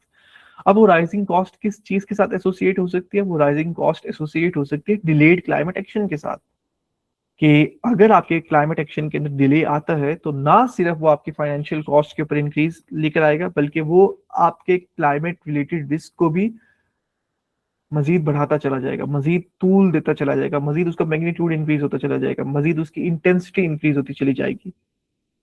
ऑकरेंस का हमें नहीं पता होता क्योंकि वो अफ्रीकन रीजन है। अफ्रीकन रीजन के अंदर हमारे पास क्लाइमेट रिस्क जब आता है तो एक बहुत ही लंबे अरसे के लिए आता है, लेकिन ऑकरेंस हमें प्रॉपर्ली उसका तायुन नहीं होता। और जब अगर हम टाइमलीनेस लेकर आएंगे इस पूरे के पूरे क्लाइमेट फाइनेंसिंग के अंदर, तो ये इनेबल करेगा लोकल कम्युनिटीज को, फार्मर्स को, कि वो इफेक्टिवली एक्ट करें। एक्ट किसके खिलाफ करें? एक्ट करें कि वो रिड्यूस करें क्लाइमेट इफेक्ट्स को अपनी लोकेलिटीज के अंदर। और ये बेसिक प्रिंसिपल है फाइनेंस का। उसके बाद आता है आपके पास राइट पीपल। जब आपके पास सही लोग होंगे जहां पे आप इन्वेस्ट करना चाहते हो, तो उसके थ्रू आप एक तरीके से अमाउंट ऑफ फंडिंग ले सकते हो और फिर अपनी कमिटमेंट्स को सेट कर कर आप उन्हीं लोगों के लिए प्रॉपरली फंड क्या कहते हैं अपने प्रोजेक्ट्स को लगा सकते हो। लेट सपोज अगर मैं आपको इसकी एग्जांपल दूं, तो वो एग्जांपल है कि COP29 जो कि हमारे पास बाकू अजरबैजान के अंदर हुई थी। डेवलप्ड कंट्रीज ने ये कहा था कि हम अपनी कमिटमेंट को स्ट्रेंथन करते हैं और हम एक तरीके से क्लाइमेट फाइनेंस प्लेजेस को इंक्रीज करते हैं डेवलपिंग नेशंस के लिए। उनकी जो कमिटमेंट थी वो ये थी कि हम अपने $100 बिलियन जो हम लोग दे रहे होते हैं डेवलपिंग कंट्रीज को, हम उसको इंक्रीज कर देंगे टू $300 बिलियन 2035 तक। और ये जो सारी की सारी एफर्ट्स हैं ये डायरेक्ट की जाएंगी कि हम 2035 तक 1.3 ट्रिलियन डॉलर्स दे चुके हों आपके लिए डेवलपिंग कंट्रीज को। अब वो 1.3 ट्रिलियन डॉलर्स कहाँ से आ सकते हैं? वो आ सकते हैं via your public sources, via your private sources. और ये इंपॉर्टेंट इसलिए है कि आपके पास राइट अमाउंट होनी चाहिए, और उन्होंने अपनी अमाउंट को इंक्रीज किया है। They have pledged they will increase from $100 billion to $300 billion. So this is an example of right amount. उसके बाद आता है हमारे पास आपका last framework, that is right cost, कि आपके पास ये जितनी हमारे पास हाइप्स आती हैं क्लाइमेट फाइनेंस की, तो आपका जो कॉस्ट ऑफ कैपिटल है क्लाइमेट एक्शंस के लिए, जो डेवलपिंग कंट्रीज में एक सिग्निफिकेंट बैरियर है। किस लिए बैरियर है? क्योंकि इसके अंदर आपके पास हाई ट्रांजैक्शन फी होती है, आपके पास इंटरमीडिएरी कॉस्ट होती है, वो सारी की सारी आपकी फाइनेंसिंग की इफेक्टिवनेस को लिमिटिसाइज कर देती है, कि आपके पास कैपिटल जो है, कॉस्ट ऑफ कैपिटल जो है वो रिड्यूस हो जाता है, जिसके थ्रू आप मीनिंगफुल क्लाइमेट एक्शन को अचीव नहीं कर सकते। इस चीज को एड्रेस करने के लिए कॉप 29 के अंदर ही ये कहा गया था कि हम कैपिटल की जो कॉस्ट है उसको कट डाउन करेंगे, जो कि सेंटर था डिस्कशंस का। एंड इसके अंदर फिर बहुत ज्यादा कंट्रीब्यूटर्स ने ये हाईलाइट किया था कि इन्वेस्टमेंट कॉस्ट को एड्रेस करना डेवलपिंग कंट्रीज के लिए जरूरी है। And that is the reason बाद में फिर ये कहा गया था कि एमडीबीज, आपकी जो मल्टीलेटरल डेवलपमेंट बैंक है, वो क्लाइमेट फाइनेंस को भी प्रोवाइड करना स्टार्ट कर देंगे, just like the public sources in private sources. So आप अगर मूव फॉरवर्ड करें तो हमारे पास आता है human development in a changing climate. This is an other example. So, slightly. Yes, you're okay. Let me just, So, 2 minutes. no worries. You guys will be provided the recording, so don't worry. आप ले सकते time. मजीद अगर यहाँ तक किसी का कोई सवाल है तो आप लोग पूछ सकते हो।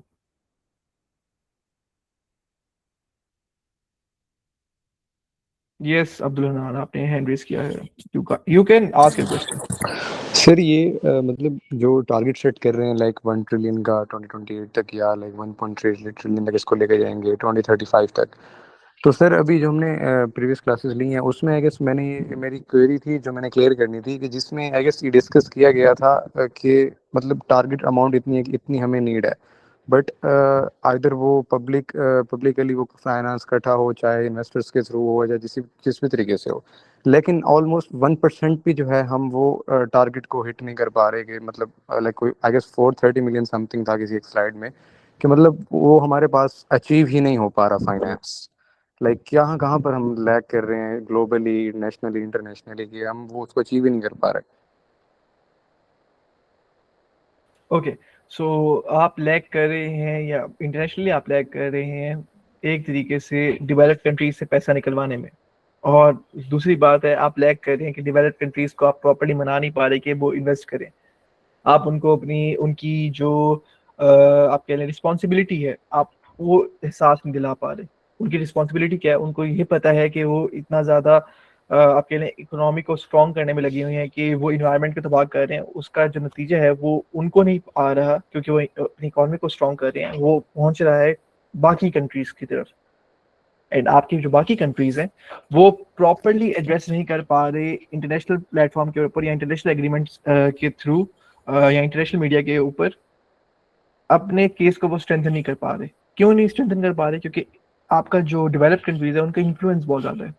इसके एग्जांपल मैं आपको इस तरीके से दे सकता हूँ कि कॉप के जो हमारे पास फॉरम्स होते हैं उसके अंदर फॉसिल फ्यूल के ऊपर बात करना, इट्स लाइक डेवलप्ड कंट्रीज के लिए very very very hard.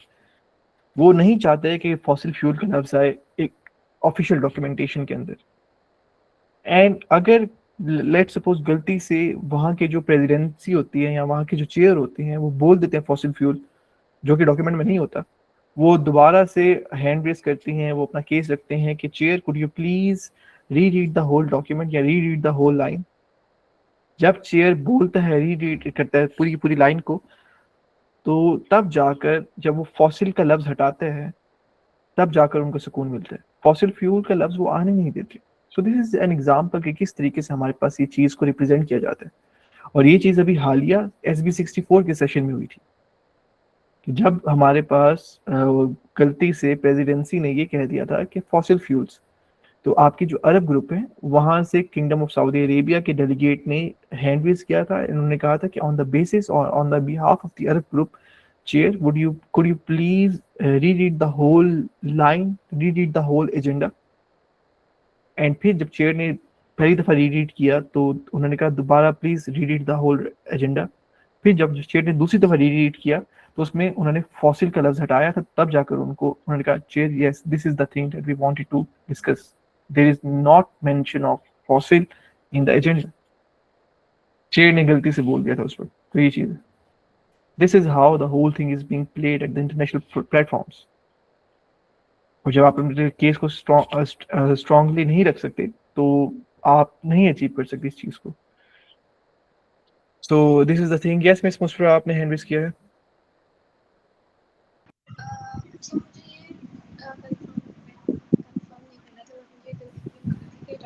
Miss मुस्फर, आपका थोड़ा सा माइक आप नजदीक कर सकते हैं, आपकी आवाज बहुत कम आ रही है। Yes, you are audible. अच्छा, मुझे कंफ्यूजन हो रही थी राइट अकाउंट को हम कैसे डिफरेंशिएट कर सकते हैं राइट उससे में क्या डिफरेंस है? Ms. Musfir, I would like to request you to please rewrite, or you can just write in the chat box because आपकी आवाज नहीं आ रही, आपकी आवाज से थोड़ा सा ज्यादा शोर आ रहा है। Thank you. Okay, so guys, with the shortage of time, I guess we have to speed up some of the कहते हैं हमारी पेस को थोड़ा सा हमें स्पीड अप करना पड़ेगा। अब आपके पास आता है human development in a changing climate. ये जो human development in a changing climate है, this is also a policy, जो कि एक तरीके से आपके लिए डिस्कशन थी, एक पॉलिसी ब्रीफ के तौर पे आया था। अच्छा, अब अगर हम इसके अंदर बात करें तो इसके अंदर हमारे पास सबसे पहले आता है a country driven multi stakeholder climate finance framework. अब ये जो country driven multi stakeholder climate finance framework है, ये क्या है?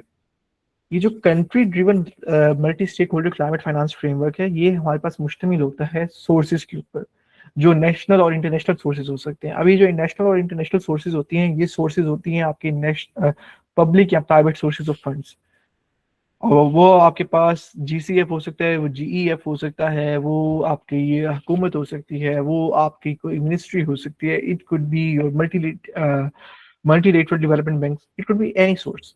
अच्छा, वो उसका मकसद ये होता है कि वो टैकल आउट करे या वो 4 मैकेनिज्म के ऊपर प्रॉपर्ली फोकस करे कंट्री लेवल के ऊपर। फर्स्ट मैकेनिज्म इज कि formulation of low emission climate resilient development strategies, जिसके अंदर आप एक तरीके से लेकर आते हो बॉटम अप नेशनल ओनरशिप, जिसके अंदर लाइक मेनली आप पिरामिड के तौर पे अपनी नेशनल ओनरशिप को लेकर आते हो कि firstly national ownership is for the people, then local government, then let's suppose your district level government, then division level government, then provincial level government, and then federal level government, जो कि government of Pakistan आती है। ये होती है आपके पास ऐसे bottom up approach. उसके अंदर फिर आप इनकॉर्पोरेट करते हो human development goals, it could B SDGs, it could be any other goals. उसके अंदर फिर आप का जो मेजर मकसद होता है वो ये होता है कि आप एक लॉन्ग टर्म आउटलुक के तौर पे इसको लेके चलो।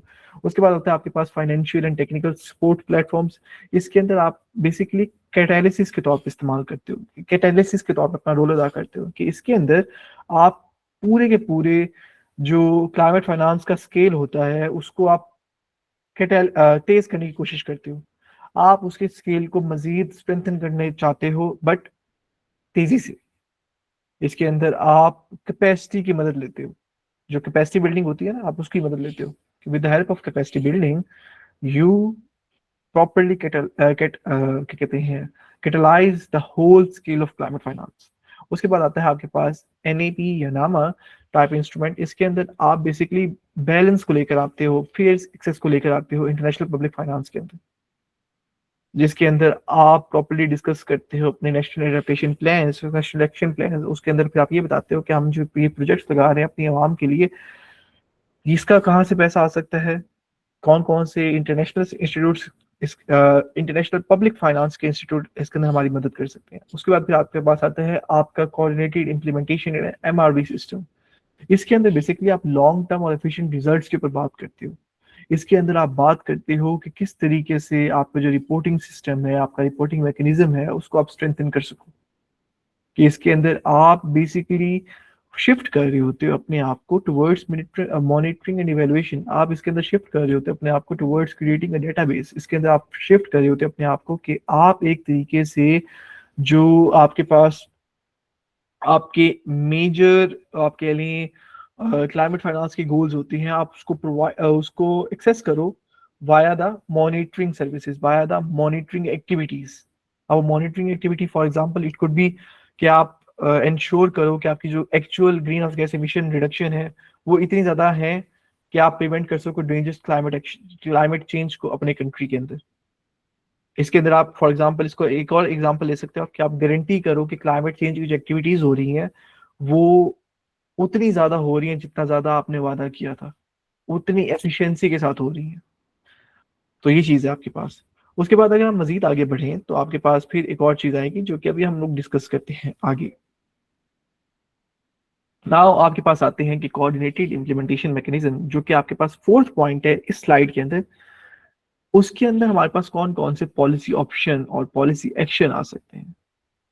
अच्छा, अब अगर हम कोऑर्डिनेटेड जो दिस होल थिंग इज, इसके अंदर अगर हम बात करना चाहें तो आपके पास जो पॉलिसी ऑप्शन और पॉलिसी एक्शन है, उससे भी पहले अगर हम इसकी थोड़ी सी एग्जांपल्स को देख लें तो वो कौन कौन से हो सकते हैं। आपकी एग्जांपल हो सकती है कि इसके अंदर आप रेगुलेशन और स्टैंडर्ड्स को लेकर आ सकते हो। कौन कौन से ऐसे रेगुलेशन और स्टैंडर्ड इसके अंदर आप लेकर आ सकते हो? एनर्जी एफिशिएंसी स्टैंडर्ड को इसके अंदर आप लेकर आ सकते हो। सस्टेनेबल फॉरेस्ट मैनेजमेंट को इसके अंदर आप लेकर आ सकते हो। Natural resource use regulation and enforcement. अच्छा, इसके अंदर आप इकोसिस्टम बेस्ड सॉल्यूशंस भी लेकर आ सकते हो। अब ये कौन कौन से सॉल्यूशंस हो सकते हैं? ये सॉल्यूशन हो सकते हैं आपके wetland restoration and banking, it could be protected areas के ऊपर आपके solution, it could B land use planning and management. तो ये तमाम चीज़ों के ऊपर आपके पास ये एग्जांपल्स हैं जो कि इसके अंदर आती हैं, इस पूरे के पूरे coordinated implementation and reporting mechanism के अंदर आती हैं। अच्छा, अब अगर हम सबसे पहले बात करें तो आपके पास सबसे पहले जो एग्जांपल है that is consolidated set of success indicators amenable to MRV. इसके अंदर बेसिकली आप डिस्कस करते हो financial support platform, technical support platform, आपके नेशनल एडेप्टेशन प्लान के जितने भी जो इंस्ट्रूमेंट्स होते हैं उनको डिस्कस करते हो। आपका बेसिकली जो रोल होता है वो ये होता है कि तमाम जो इंस्ट्रूमेंट्स हैं उनको हम लोग इस तरीके से टेलर करें कि इसके अंदर आप इकोसिस्टम बेस्ड सॉल्यूशंस को इनकॉर्पोरेट करो। इसके अंदर आप रेड की स्ट्रेटजीज को इंक्लूड करो। रेड बेसिकली हमारे पास एक ऐसी इंटरनेशनल इदारा है, रेड प्लस, जो कि फॉरेस्ट रेस्टोरेशन के ऊपर, फॉरेस्ट प्रिजर्वेशन के ऊपर काम कर रहा होता है। और जब आप इन स्ट्रेटजीज को, इन सॉल्यूशंस को इनकॉर्पोरेट करोगे तो आप अल्टीमेटली इंटरनेशनल स्टैंडर्ड्स को प्रॉपर्ली मीट करो। और जब आपके पास एक कंसोलिडेटेड एमआरवी प्लान होता है तो ये असेस करता है आपकी पॉलिसी डेवलपमेंट को, आपके ये इंस्टीट्यूशनल स्ट्रेंथनिंग को लेकर चलता है, ये कैपेसिटी एनहांसमेंट को लेकर चलता है। अब अगर हम इसके अंदर मजीद आगे बढ़ें तो आपके पास आता है इन्वेंट्री मैनेजमेंट सिस्टम। अब ये जो इन्वेंट्री मैनेजमेंट सिस्टम होता है, ये होता है आपके पास जीएचजी एमिशन इन्वेंट्री। इसके अंदर आप बेसिकली, ये आपके एमआरवी सिस्टम की बैकबोन होती है। अब इसके अंदर आपके पास जो नेशनल कम्युनिकेशंस होती हैं आपकी यूएनएफसीसीसी की यूएनएफसीसीसी के लिए, जो कि नेशनल कम्युनिकेशंस कौन होते हैं? आपके मिनिस्ट्री ऑफ क्लाइमेट चेंज के मिनिस्टर। अभी पता है किसी को कि आपके मिनिस्ट्री ऑफ क्लाइमेट चेंज के मिनिस्टर कौन है? Just a general knowledge question. गलत बताओ, सही बताओ, बताओ शुरू। It could B anyone. Who is the Minister of MOCC and EC in Pakistan?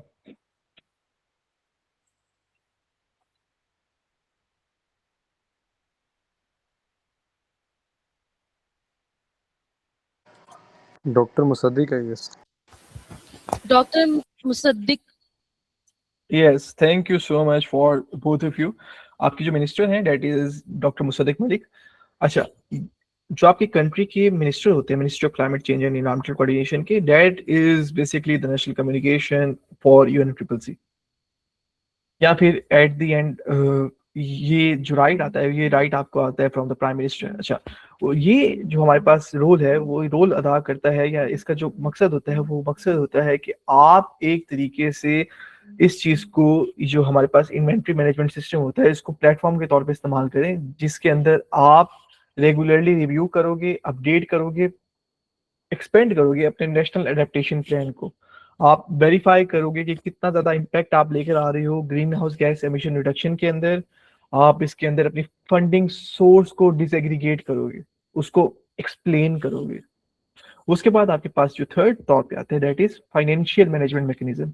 इसके अंदर जब आपके पास एमआरवी सिस्टम आपका इफेक्टिव होता है तो इसके अंदर आपको फंड कोऑर्डिनेशन की भी चाहिए होती है जरूरत। आप इंप्लीमेंट जब कर रहे होते हैं नेशनल लेवल के ऊपर, तो आप इसके अंदर आप इंश्योर करते हो कि आपकी जो नेशनल या आप कह रहे जो आपकी नॉलेज मैनेजमेंट होती है, जो इंफॉर्मेशन मैनेजमेंट होती है, वो फाइनेंशियल फ्लोज के ऊपर हो।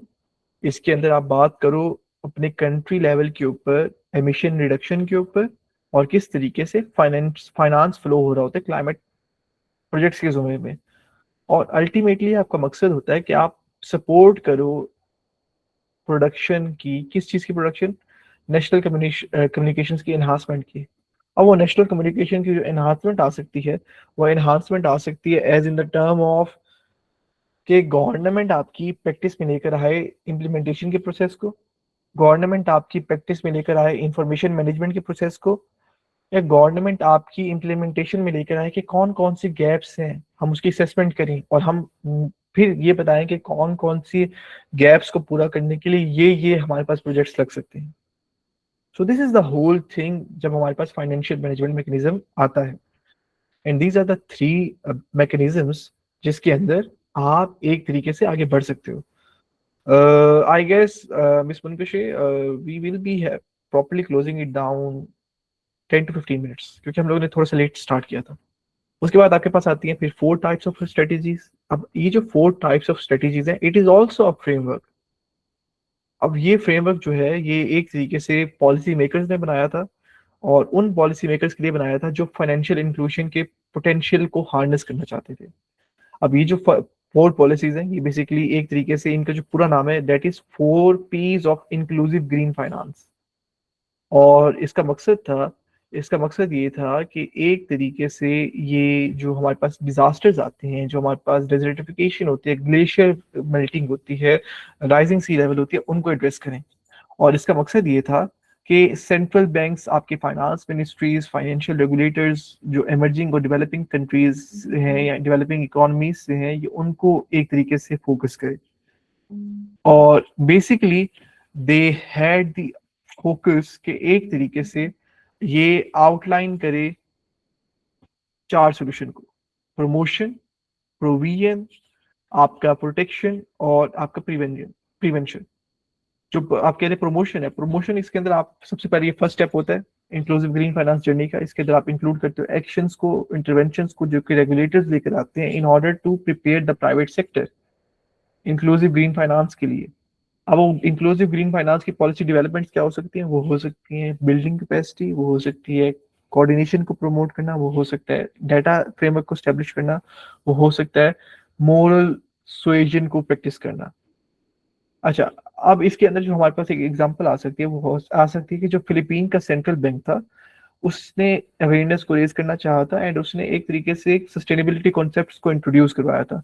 जब सस्टेनेबिलिटी कॉन्सेप्ट्स को इंट्रोड्यूस करवाया था तो लोगों ने समझने की कोशिश की, फाइनेंशियल प्रोवाइडर्स ने, एंड फिलीपीन के सेंट्रल बैंक ने पूरे के पूरे फॉरम्स को ऑर्गेनाइज करवाया, ट्रेनिंग्स को ऑर्गेनाइज करवाया, एंड इससे फिर उनका जो नतीजा आया था वो ये आया था कि एक्टिवली उनके पास पार्टिसिपेशन देखने को मिली थी रीजनल लेवल के ऊपर, इंटरनेशनल कोलैबोरेशंस उनको देखने को मिली थी उस पूरे के पूरे एरिया के अंदर।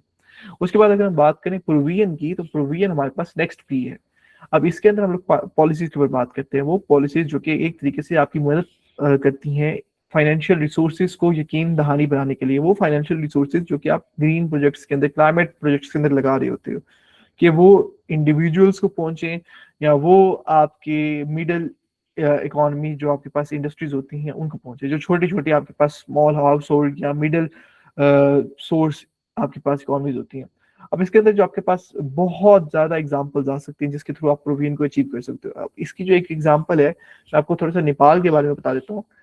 जब आप अपने फैसिलिटीज को रीफाइनेंस करते हो, उसका पूरा का पूरा स्ट्रक्चर कि वो ग्रीन पर्पस के लिए लगाएगा पैसा, वो रेजिलियंस बिल्डिंग के लिए लगाएगा पैसा, तो फाइनेंस जब आप रीफाइनेंस करते हो फैसिलिटी को, तो वो सब्सिडी या सब्सिडाइज्ड लोन्स प्रोवाइड करते हैं।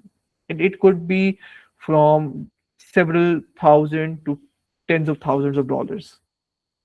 नेपाल के अंदर हमारे पास बैंक ने भी ऐसा करना चाहा था जब उन्होंने रीफाइनेंस करना चाहा था फैसिलिटीज को, ऐसी फैसिलिटीज को जो दोबारा बनी थी जब वो गिराई गई थी वाइल्ड फायर्स या जब फ्लड्स आए थे, और जब उनको लोन दिया जा रहा था तो लोन दिया जा रहा था $9,000 तक का। सो this is an example of provision. उसके बाद अगर हम एग्जांपल दें तो हमारे पास आती है एग्जांपल प्रोटेक्शन की। तो प्रोटेक्शन पॉलिसी जो है वो रिड्यूस करती है आपके फाइनेंशियल रिस्क को, ऐसा फाइनेंशियल रिस्क जिसके अंदर आप एक तरीके से सोशलाइज करते हो पोटेंशियल लॉसेस को जो आप क्लाइमेट चेंज के थ्रू कॉज कर सकते हो।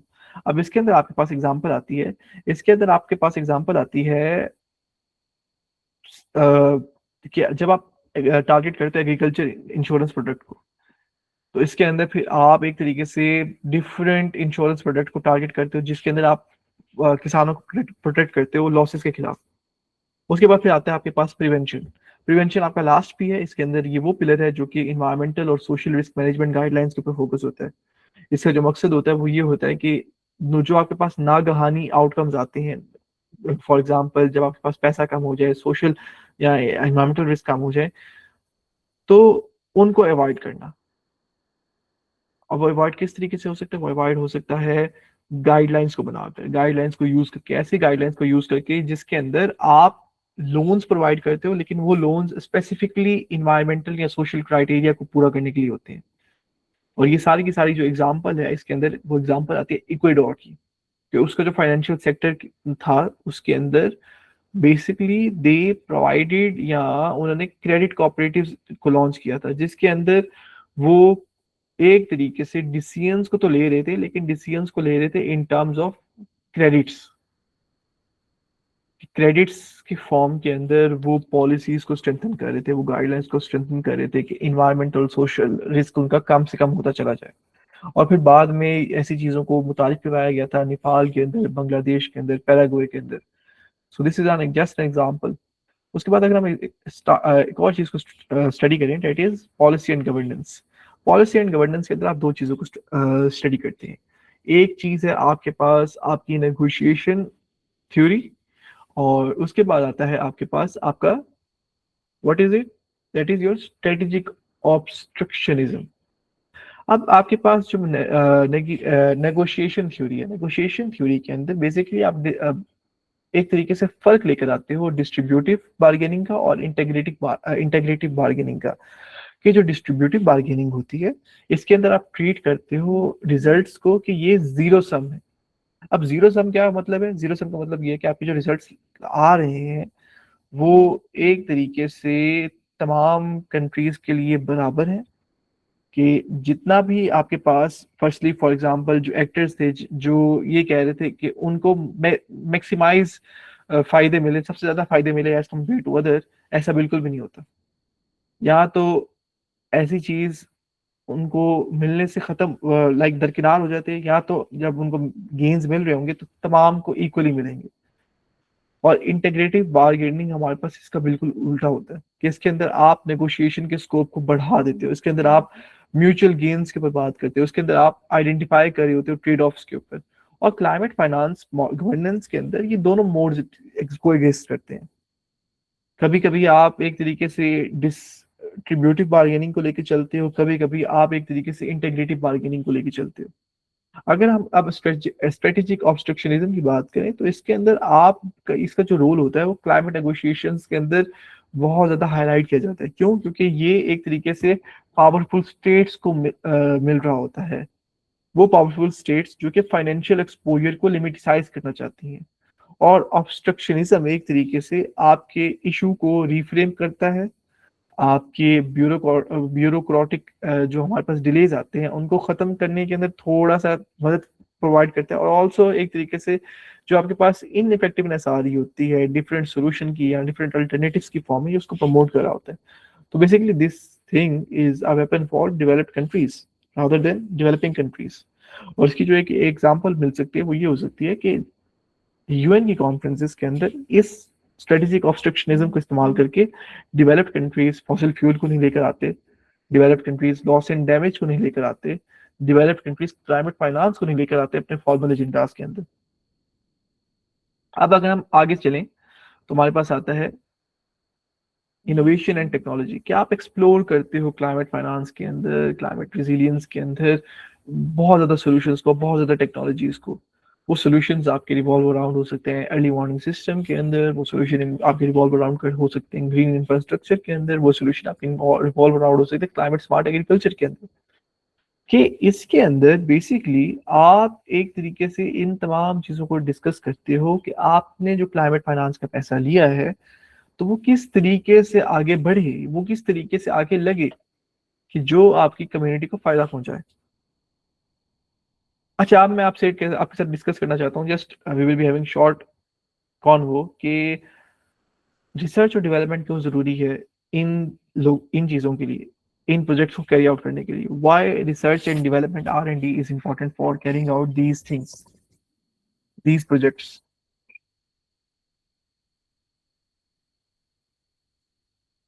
Why?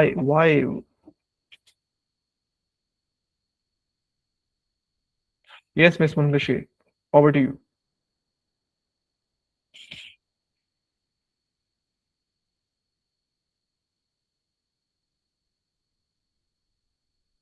My question is why research and development is important for carrying out climate resilience projects, for carrying out, yeah, for properly utilizing the money of climate finance in projects.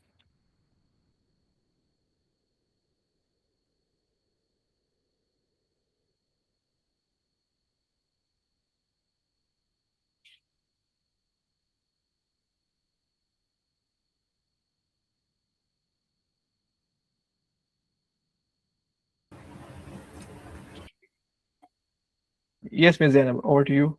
It's important so that the funds can be utilized as efficiently as they can, and to conservation भी उससे हो, to deploy new methods कि जिसकी वजह से हम कम से कम जो है वो fossil fuels के ऊपर dependent हो सके. अगर हमें नई टेक्नोलॉजी का नहीं पता होगा, रिसर्च का नहीं पता होगा, तो we'll be dependent on those old methods, और उससे फिर कोई फायदा नहीं होगा, क्योंकि एक तरफ से हम कंजर्वेशन कर रहे हैं, दूसरी तरफ से हम वही डिप्लॉय मेथड्स कर रहे हैं, तो it will and up nowhere.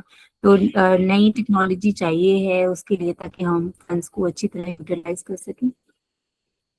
Thank you so much miss Zainab, and आप बिल्कुल ठीक कह रही हैं कि जब हमारे पास ऐसी चीज़ आएगी तो तब जाकर हम मज़ीद आगे फॉलो अप कर सकते हैं. एंड इसीलिए हमारे पास जितने भी डेवलप कंट्रीज होते हैं, वो डेवलपिंग कंट्रीज जो स्ट्रांग हो रही हैं, वो रिसर्च एंड डेवलपमेंट के ऊपर ज़्यादा से ज़्यादा पैसा लगाते हैं as compare to Pakistan. Pakistan नहीं लगा रहा होता, sadly. Yes, we have another hand raised. जी ईसा, आपने हैंड रेज किया है. सर, ये रिसर्च एंड डेवलपमेंट इसमें इन प्रोजेक्ट्स में लाजमी इसलिए because these research and development provide us scientific evidence, और इस तरह इनोवेटिव टेक्नोलॉजीज हमें प्रोवाइड करती है, और इस तरह के प्रैक्टिकल सोल्यूशन हमें प्रोवाइड करती है, जिससे हम लाइक इन क्लाइमेट जो प्रोजेक्ट्स इनको बहुत ज़्यादा इफेक्टिव बना सके, या इनको मतलब सस्टेनेबल, या इनको एक कोस्ट फ्रेंडली बना सके. आई थिंक इसलिए बहुत जरूरी है. थैंक यू ईसा, और आप बिल्कुल ठीक कह रहे हैं. Okay, so let's just move to the I guess second last slide. अब आपके पास आता है कम्युनिटी एम्पावरमेंट. किस तरीके से आप कर सकते हो, कौन कौन से फ्रेमवर्क हैं जो कि इंक्लूसिव क्लाइमेट फाइनेंस के इंपॉर्टेंट हैं. आपकी जो कम्युनिटी एम्पावरमेंट हो सकती है, वो हो सकती है वाया ग्रीन फाइनेंस स्ट्रेटजीज, वो हो सकती है via the sustainable finance strategies. आपकी ग्रीन फाइनेंस स्ट्रेटजीज के अंदर आप बेसिकली फाइनेंस को लेकर चल रही होते हो क्लाइमेट और इन्वायरमेंटल गोल्स को सपोर्ट करने के लिए. आप इसके अंदर मैनेज कर रहे होते हो मॉडरेट क्लाइमेट रिलेटेड या इन्वायरमेंटल रिस्क को. बेसिकली मॉडरेट से मुराद वो रिस्क हैं जिनका एक तरीके से उतना ज्यादा इम्पैक्ट नहीं है, और इसके अंदर फ्लड नहीं आते. फ्लड अलग से आता है हमारे पास, अलग लॉस एंड डैमेज की कैटेगरी के अंदर आते हैं. इसके अंदर आपके पास जो स्ट्रेटेजी हो सकती है वो ये हो सकती है कि आप अफोर्डेबल फाइनेंशियल प्रोडक्ट्स को प्रमोट करो. ऐसे प्रोडक्ट्स जो सपोर्ट करते हैं सस्टेनेबल ग्रोथ को, जो कि एक्सेसिबल है उन लोअर इनकम कस्टमर्स के लिए जिनकी जो आमदनी है या जिनकी जो पे है वो उतनी ज्यादा नहीं है. इसके अंदर आप इंटीग्रेट कर सकते हो क्लाइमेट और एनवायरमेंटल रिस्क को उस तरीके से कि आप फाइनेंशियल सुपरविजन प्रोवाइड करो स्मॉलर इंस्टीट्यूशंस को या नॉन बैंक्स को, जो बैंक नहीं होते but still they are providing their कहते हैं रोल्स, देयर ड्यूटी. उसके बाद आता है आपके पास सस्टेनेबल फाइनेंस स्ट्रेटजीज. आप इसके अंदर मोबिलाइज करते हो फाइनेंस को उन इन्वेस्टमेंट्स के लिए जो कि फोकस होती है एसडीजीज के ऊपर. इसके अंदर आप इनको इनकॉर्पोरेट कर सकते हो सोशल, इन्वायरमेंटल, इकोनॉमिक रिस्क को, कि उन रिस्क को आप टारगेट करो via the financial decision making. इसके अंदर जो स्ट्रेटजीज आ सकती हैं वो ये आ सकती है कि आप क्रिएट करते हो सस्टेनेबल फाइनेंस टेक्सोनॉमी को, ऐसी टेक्सोनॉमी जो कि कंसीडर करती है छोटे छोटे इंस्टीट्यूशंस की नीड्स को, उनकी एक्टिविटीज को. आप इसके अंदर फिर एक और स्ट्रेटजी आपके पास ये आ सकती है कि आप इशू करते हो सस्टेनेबिलिटी बॉन्ड्स को, ऐसे बॉन्ड्स या लोन्स जो कि इनेबल करते हैं प्राइवेट सेक्टर को कि वो फंड करे रिजिलियंस, एडेप्टेशन या सस्टेनेबल डेवलपमेंट प्रोजेक्ट्स को, लेकिन उन प्रोजेक्ट्स को जो कि लोअर इनकम कस्टमर्स के हैं.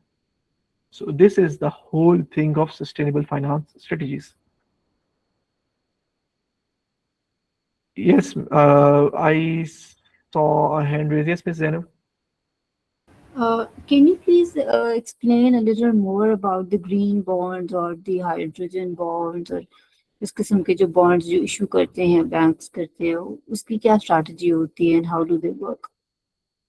अच्छा miss Zainab, regarding the green bonds, क्योंकि मुझे हाइड्रोजन का अभी नहीं पता था, लेकिन जो हमारे पास ग्रीन बॉन्ड है उसकी जो स्ट्रेटजी है वो यही है कि एक तरीके से मैक्सिमाइज करे रिटर्न को, जो आपके पास टोटल रिटर्न आ रहा होता है इन्वेस्टमेंट का, लेकिन उस इन्वेस्टमेंट का जिसके अंदर बेसिकली आप फिक्स्ड इनकम सिक्योरिटी को लेकर आ रहे होते हो, कि इसके अंदर आप इनकॉर्पोरेट करते हो ESG रिलेटेड प्रोजेक्ट्स को, और वो ESG रिलेटेड प्रोजेक्ट्स जिनका जो क्राइटेरिया है या जो क्वालिफाई करते हैं एज सस्टेनेबल इन्वेस्टमेंट्स, कि इसके अंदर आप सपोर्ट करते हो उन इशूअर्स को जो कि फाइनेंस कर रहे होते हैं इन्वायरमेंटल साउंड या सस्टेनेबल प्रोजेक्ट्स, एंड अल्टीमेटली उनका जो मेजर एम होता है वो ये होता है कि they have to foster net zero emission economy, कि जिसके अंदर हमारे पास बेसिकली लेस या as low as zero carbon emission हो रही है। और जहाँ तक मैंने इसको थोड़ा सा स्टडी किया था, अभी मैं इसको प्रॉपर्ली नहीं पढ़ रहा था, बट थोड़े से आर्टिकल्स जहाँ तक मैंने पढ़े हुए थे वो ये थे कि ये फंड्स हमारे पास एग्जिस्टिंग प्रोजेक्ट्स के लिए भी होते हैं, और ये हमारे पास उन प्रोजेक्ट्स के लिए भी होते हैं जो कि पाइपलाइन के अंदर होते हैं, लाइक जिनका जो अल्टीमेट हमारे पास एम होता है वो होता है एनवायरनमेंट को बेनिफिट करना या सस्टेनेबल इकोनॉमी को बेनिफिट करना। और right now they are more क्या कहते हैं focused upon in United Kingdom, they are more focused upon in आप कह लें developed countries as compared to developing countries, कि उन developed countries के अंदर ये actively manage हो रहे होते हैं, इनकी एक diversified exposure होता है green bond market के अंदर, और ultimately like उनका जो aim होता है वो ये होता है कि they have to create a positive environmental impact, कि इसके अंदर ये सॉवरेन इंस्टीट्यूट्स को भी प्रोवाइड करते हैं अपनी गाइडेंस, ये सब सॉवरेन इंस्टीट्यूट्स को भी प्रोवाइड करते हैं, ये फाइनेंशियल इंस्टीट्यूट्स को भी प्रोवाइड करते हैं, और कॉर्पोरेट्स को भी प्रोवाइड करते हैं, जिनका मकसद ये होता है कि वो कैपिटल को रेज करें वाया द सस्टेनेबल इन्वेस्टमेंट या sustainable project. This was that, जो मैं थोड़ा सा इसको साइड बाय साइड पढ़ रहा होता था कुछ आर्टिकल्स के थ्रू। मेजरली आपको इसके ऊपर if I am not wrong guardian अच्छे आर्टिकल प्रोवाइड कर सकता है।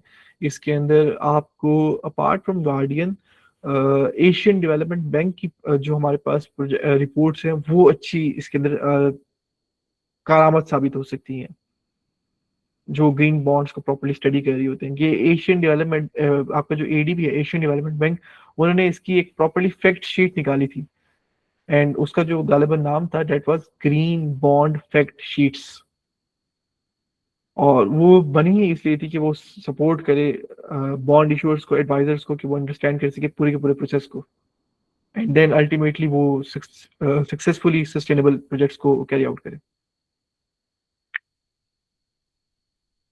So this is from my side, Ms. Zainab, for the answer of your green bond.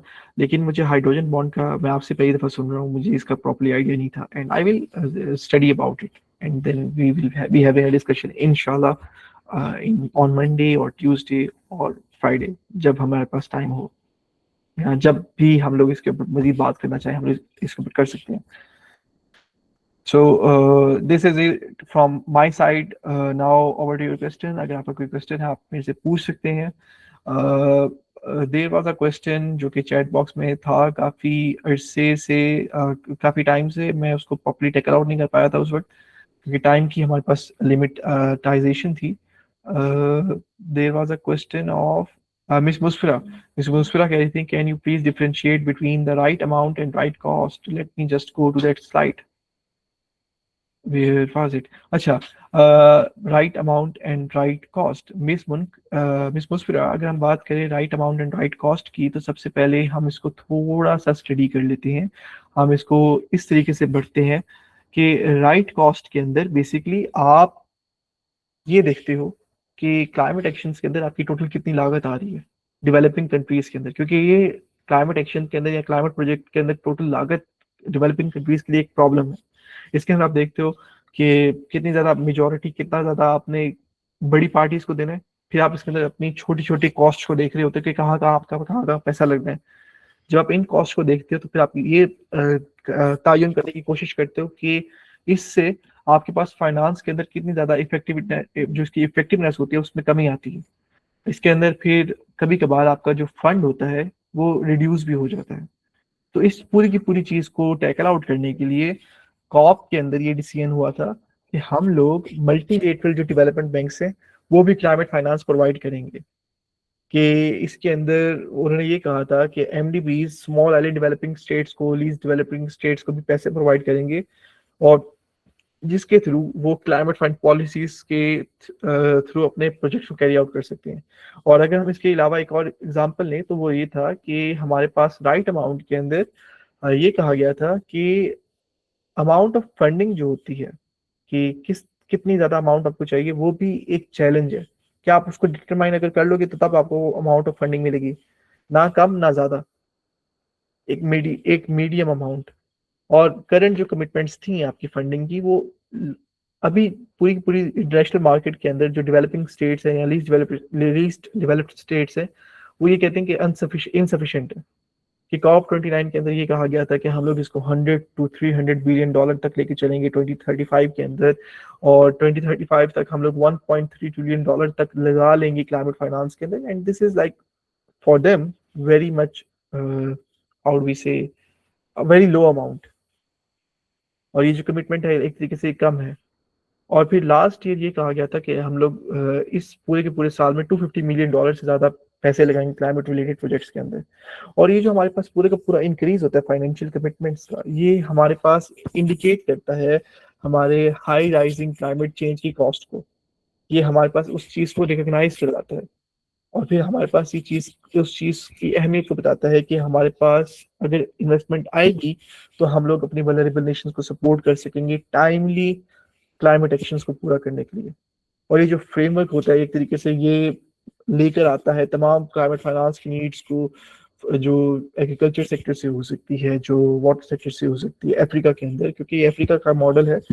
और इसके अंदर फिर अल्टीमेटली आपका फोकस होता है कि आप अप्रोप्रिएट लेवल की फंडिंग को जब रिसीव करोगे तो आप उसकी एक्यूरेट असेसमेंट करो कि क्या कहाँ कहाँ पे लोकल नीड्स हैं, कहाँ कहाँ पे इसकी रेगुलर मॉनिटरिंग होनी चाहिए, और किस तरीके से इसकी क्लियर फंडिंग गाइडलाइंस आप प्रोवाइड करो पूरे के पूरे स्टेक होल्डर्स के लिए। So this is the whole thing of right amount and right cost. Sir, I have a question. Yes miss Munkashi. Sir, it's basically like a very मतलब किसी topic से रिलेटेड नहीं है। मुझे ये एक क्वेरी करनी थी कि for example when a policy is proposed और passed, so during the time being of it being generated and it being decided, is it tested out before it is proposed, और लाइक मतलब सिर्फ data and all that से वो सब कर देते हैं, या प्रॉपर कोई फिजिकल टेस्टिंग होती है उसकी किसी प्लेटफॉर्म पे? अच्छा, अकॉर्डिंग टू मी जहाँ तक आपके पास आपकी इन्वायरमेंटल पॉलिसीज हैं वो टेस्ट नहीं होती। Basically it is the whole, आप कह लें कलेक्शन ऑफ डाटा कि इन्वायरमेंटल पॉलिसीज जहाँ तक आपके पास बन रही होती हैं। ये मैं पाकिस्तान के मद में जानता हूँ, इंटरनेशनली मुझे नहीं पता, लेकिन पाकिस्तान के मद के अंदर तो यही है कि ईपीए आपकी पॉलिसीज वगैरह को बना रहा होता है, रेगुलेशंस को बना रहा होता है और सब कुछ देख रहा होता है। लेकिन ईपीए के अंदर भी हमारे पास जो हमारे उस वक्त डायरेक्टर्स थे उन्होंने हमें बताया था जब हम पढ़ा रहे थे, एंड दे टोल्ड अस कि एक पॉलिसी को बनने के लिए 3 साल लगता है पाकिस्तान के अंदर कम से कम चाहिए। और उसके अंदर आप सर्वे करवाते हो, उसके अंदर आप कंसेंसस वगैरह करवाओगे, उसके अंदर आप डाटा वगैरह लोगे, उसके अंदर आप ये डिफरेंट मिनिस्ट्रीज को कोऑर्डिनेट वगैरह करवाना चाहोगे, उसके अंदर फिर आपके पास ट्रांसपेरेंसी होनी चाहिए, अकाउंटेबिलिटी होनी चाहिए। एंड ये चीज़ें हैं जो कि एज इशू के तौर पे आती हैं। उसको प्री प्लान कैरी आउट करना बहुत ज़्यादा प्रॉब्लम हो जाता है, क्योंकि एक पॉलिसी का मकसद ये होता है कि जब आपके पास सारा का सारा डाटा आ गया, आपने उसकी प्रॉब्लम देख ली, उसकी जड़ देख ली, उसको देख लिया कि कितना ज्यादा ग्रो कर चुका है, उसको ये देख लिया कि कितना ज्यादा लोगों को इम्पेक्ट कर रहा है, तो अब आप उसको पहले ये नहीं करोगे कि हम इसको काटने से पहले थोड़ा सा इसको साइड से काट लें, देख लें थोड़ा सा कि क्या इसका नुकसान है। आप उसको प्रॉपरली जड़ से उखाड़ने की कोशिश करोगे। तो इसी वजह से हमारे पास पॉलिसी आती है जो प्री प्लान नहीं होती, या जो एक तरीके से जो थोड़ा पहले कैरी आउट नहीं होती। कि जब आपके पास एक पॉलिसी आ गई है तब उसका मकसद ये है कि वो प्रॉपरली उस पूरी प्रॉब्लम का खात्मा करे। और अगर मैं वैसे बात करूँ सिंगल यूज प्लास्टिक्स की, तो सिंगल यूज प्लास्टिक, हाँ आप ये कर सकते हो कि एक प्रोविंस एक कंट्री के अंदर, लेट सपोज ईपीए वो पॉलिसी या प्रोविंशियल ईपीए वो पॉलिसी बनाता है एक प्रोविंस के लिए। अब उस प्रोविंस के अंदर वो पॉलिसी चल गई, उसका सक्सेस या फेलियर से आप डिसाइड कर सकते हो कि आइदर आप उस पॉलिसी को फेडरल या किसी और प्रोविंस के अंदर लागू करना चाहते हो या नहीं। आपके पास जो सिंगल यूज प्लास्टिक्स की पॉलिसी आई है, फेडरली आई थी, वो सबसे पहले हमारे पास लागू हुई थी 1 महीना पहले, आपकी फेडरल वाली पॉलिसी से 1 महीना पहले गिलगित बल्तिस्तान के अंदर। गिलगित बल्तिस्तान की जो ईपीए थी उन्होंने 1 महीना पहले उस सिंगल यूज प्लास्टिक की जो पॉलिसी है उसको निकाला था, and it was successful in GB. और फिर जाकर फेडरल के अंदर उन्होंने इसको क्या कहते हैं पब्लिश करने की ठानी थी, एंड उसके 1 महीने बाद फिर वो फेडरल के अंदर पब्लिश होगी।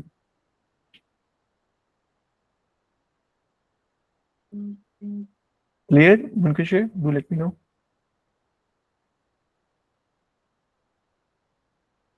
We have one more hand raised. Yes Abdul Hanan, आपने हैंड रेज किया हुआ है। सर मैंने आपसे क्वेश्चन पूछा था रिगार्डिंग मतलब वो फंड रेजिंग के हम टारगेट को हिट नहीं कर पा रहे, आपने फिर उसका मुझे आंसर किया कि हम कन्विंस नहीं कर पा रहे डेवलप्ड कंट्रीज़ को कि मतलब वो इसमें सीरियस हो और इस तरह से। तो सर आपने बोला कि मतलब उनकी वो अपनी इकोनॉमी को स्ट्रॉन्ग कर रहे हैं और उनका इम्पैक्ट, उसका इम्पैक्ट जो है वो डेवलपिंग कंट्रीज़ की तरफ आ रहा है। तो क्लाइमेट चेंज का हम इतनी बात कर रहे हैं और इतने मतलब डिजास्टर्स की वजह से हम उसके लाइक इतनी हमारी मतलब हमारा एज वेल जो और कोई भी कंट्री जो मतलब इस चीज़ को फेस कर रहे हैं सेवेयर, तो मतलब उनकी इकोनॉमी का इतना लॉस हो रहा है।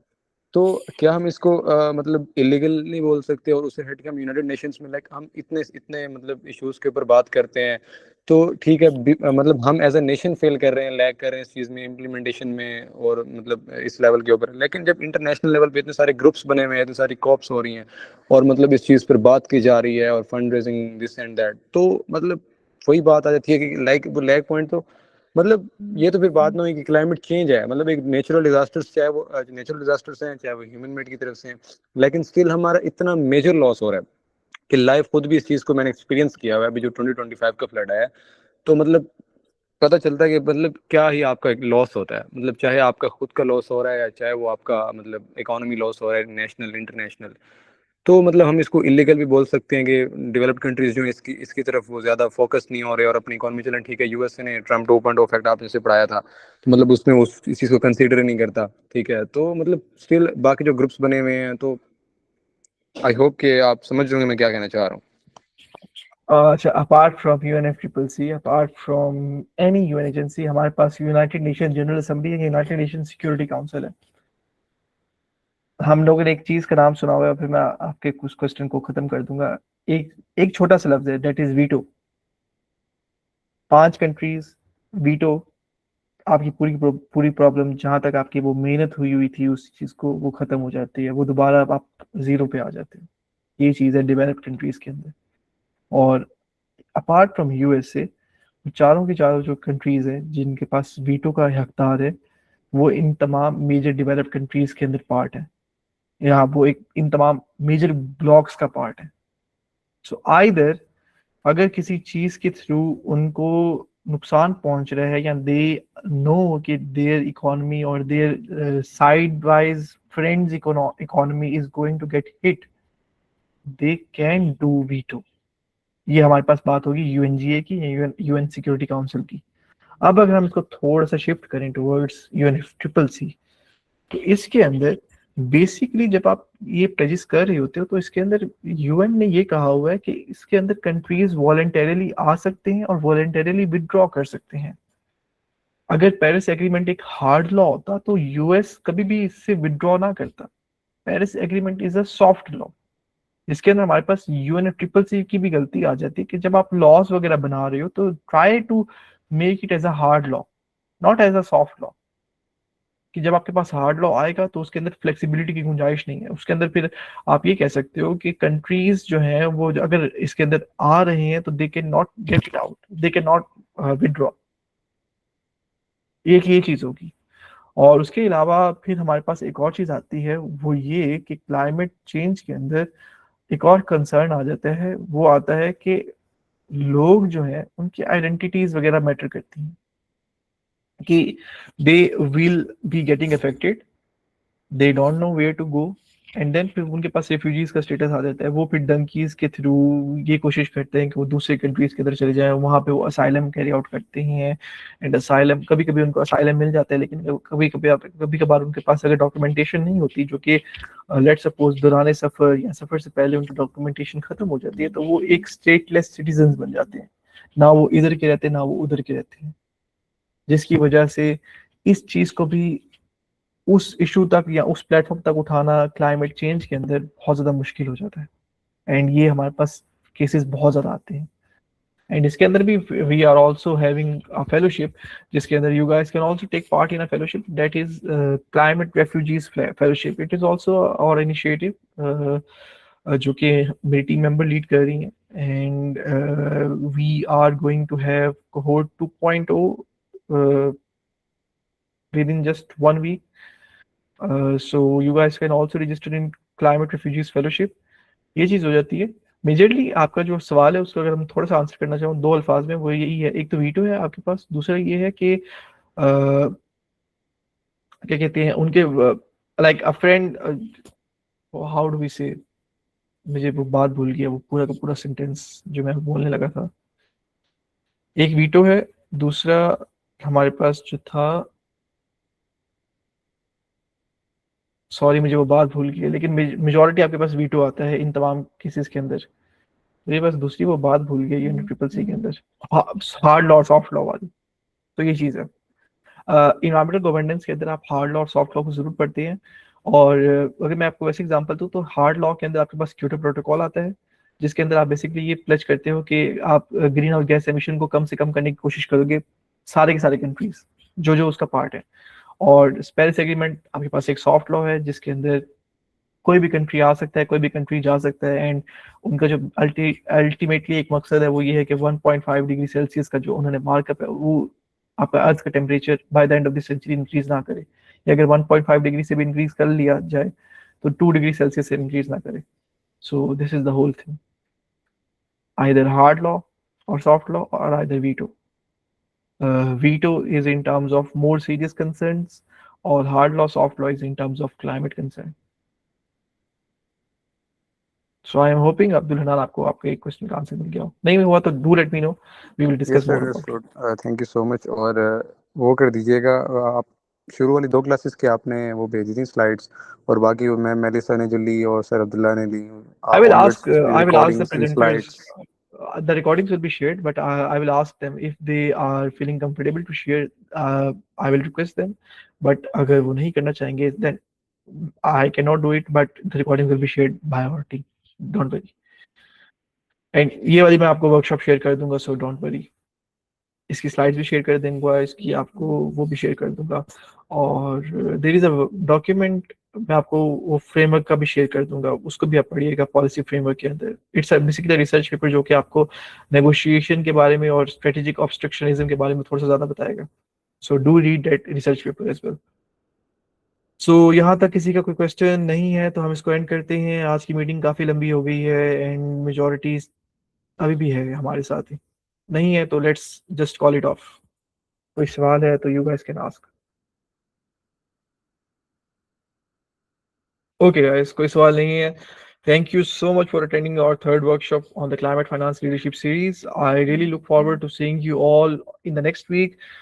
Your remaining 3 workshops will be on the day of Monday, Tuesday, and Friday, where there will be 3 international speakers who have a very good experience, and 2 of the speakers, they are from the UN, like they represented their ministries internationally at the UN platforms, and you will be getting a lot of experience from them. So I really look forward to seeing you all in those 3 workshops, as those 3 workshops will be the major ones in which you will be discussing about the public finance mechanisms, the major roles, the major climate institutions in the real community. So really looking forward to seeing you all, and till then, just please take care of yourselves. Good night, Shabba Khair, Khuda Hafiz, and thank you so much for attending today's workshop. And if you will be having any question, do just text my team or myself, and we will be there to properly answer your queries. Thank you so much. Allah Hafiz.